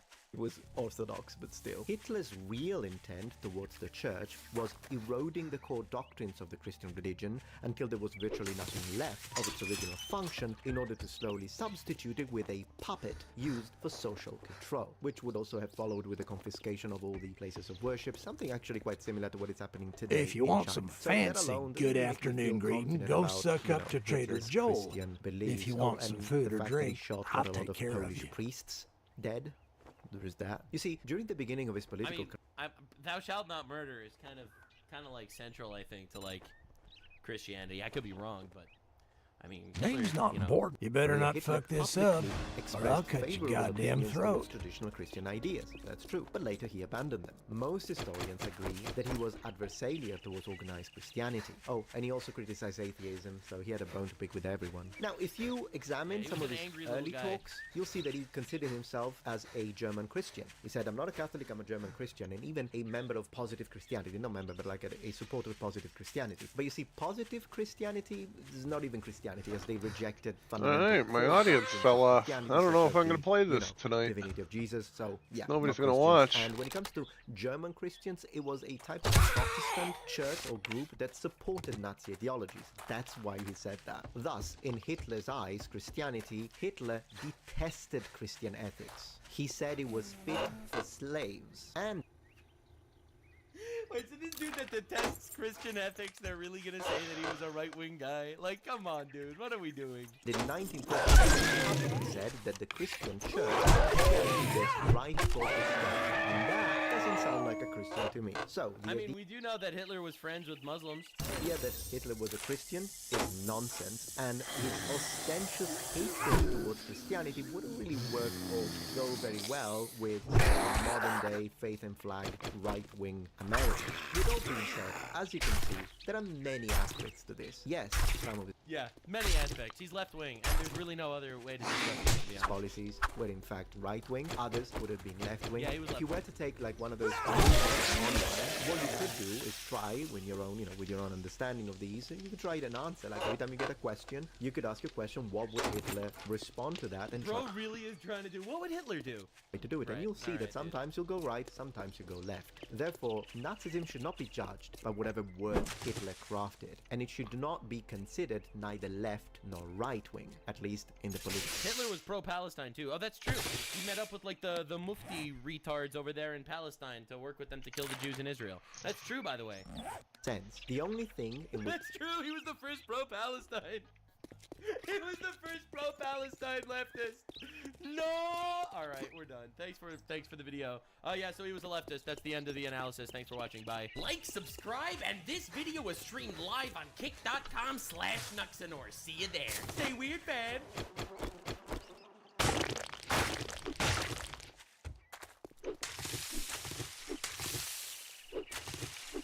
It's been a little while since my last video covering Pokemon card related crime, and that's not because things have started to slow down. It's not looking any better. In fact, I'd argue it continues to get worse.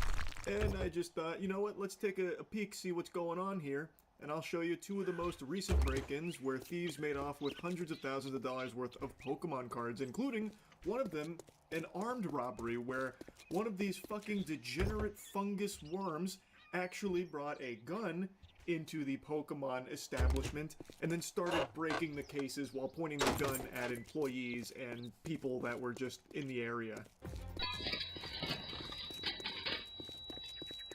You see it right here, caught on camera. A person smashing through an Everett gaming store, stealing thousands of dollars worth of Pokemon cards and other collectibles. So this one was a classic smash and grab where this gentle sir busted through a window and then went to the Pokemon card display case and tried to kick it with his leg to break the glass, but he's so fucking weak and pathetic he couldn't do that. So then Goober here, Secret Agent Shitstain, had to retreat through the window to grab an axe to actually get into the display case because his noodle arms and his papier-mâché legs weren't cutting it. You could see where a thief smashed through to get inside this Everett gaming store, and this isn't the only store in Western Washington that's picking up thousands of dollars worth of damages while thieves take off with cards worth thousands more.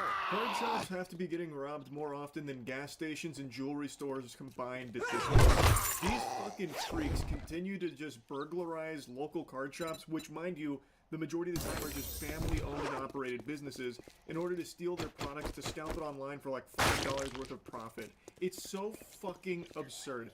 A surveillance video from Mugu Games last Thursday shows someone breaking in the store and trying to make off with valuable Pokemon cards, which we see this person was willing to go great lengths for. Went back outside, grabbed an axe is what it looked like, came in, smashed the window, grabbed some stuff.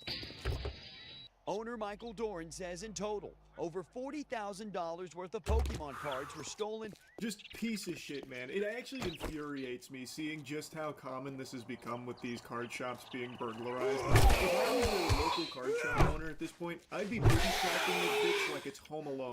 I'd be having all kinds of stuff that activate at night when closed. You know, like a boxing glove pops out of every window if it gets, like, broken into. Fart spray deploys if the glass is broken. Like, all kinds of shit. Like, a giant log comes through and just blasts them or something.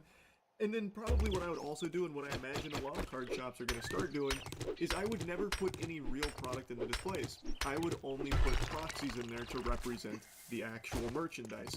I would keep the real cards separate. Because at this point, you cannot have real product on display in these shops. These locations are constantly being broken into.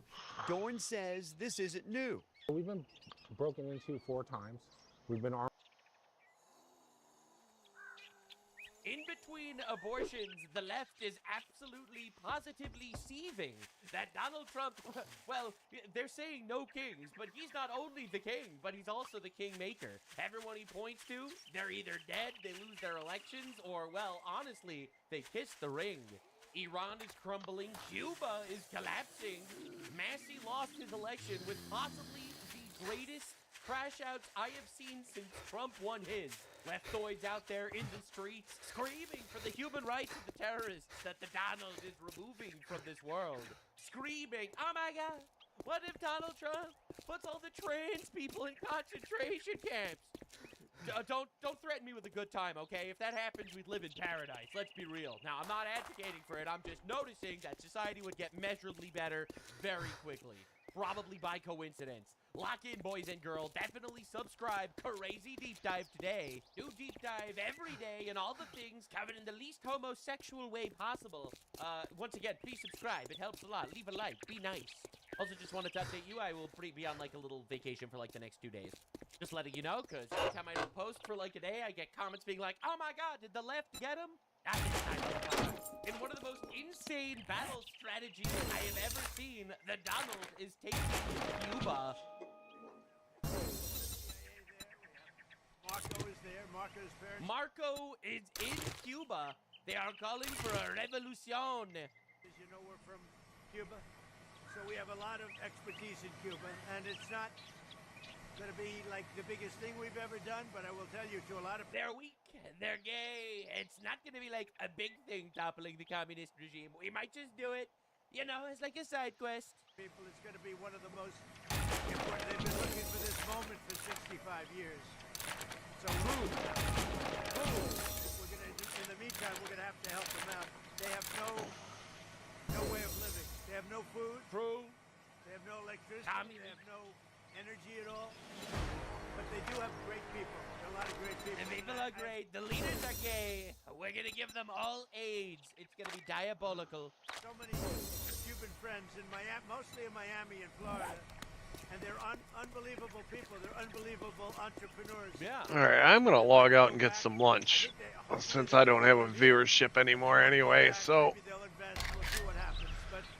I will see you guys later this afternoon. I'll probably start streaming early because I don't have anything else to do. Freeing up different countries by top. But I will see you guys later. Because the left likes nothing more than people suffering under communism. But just understand,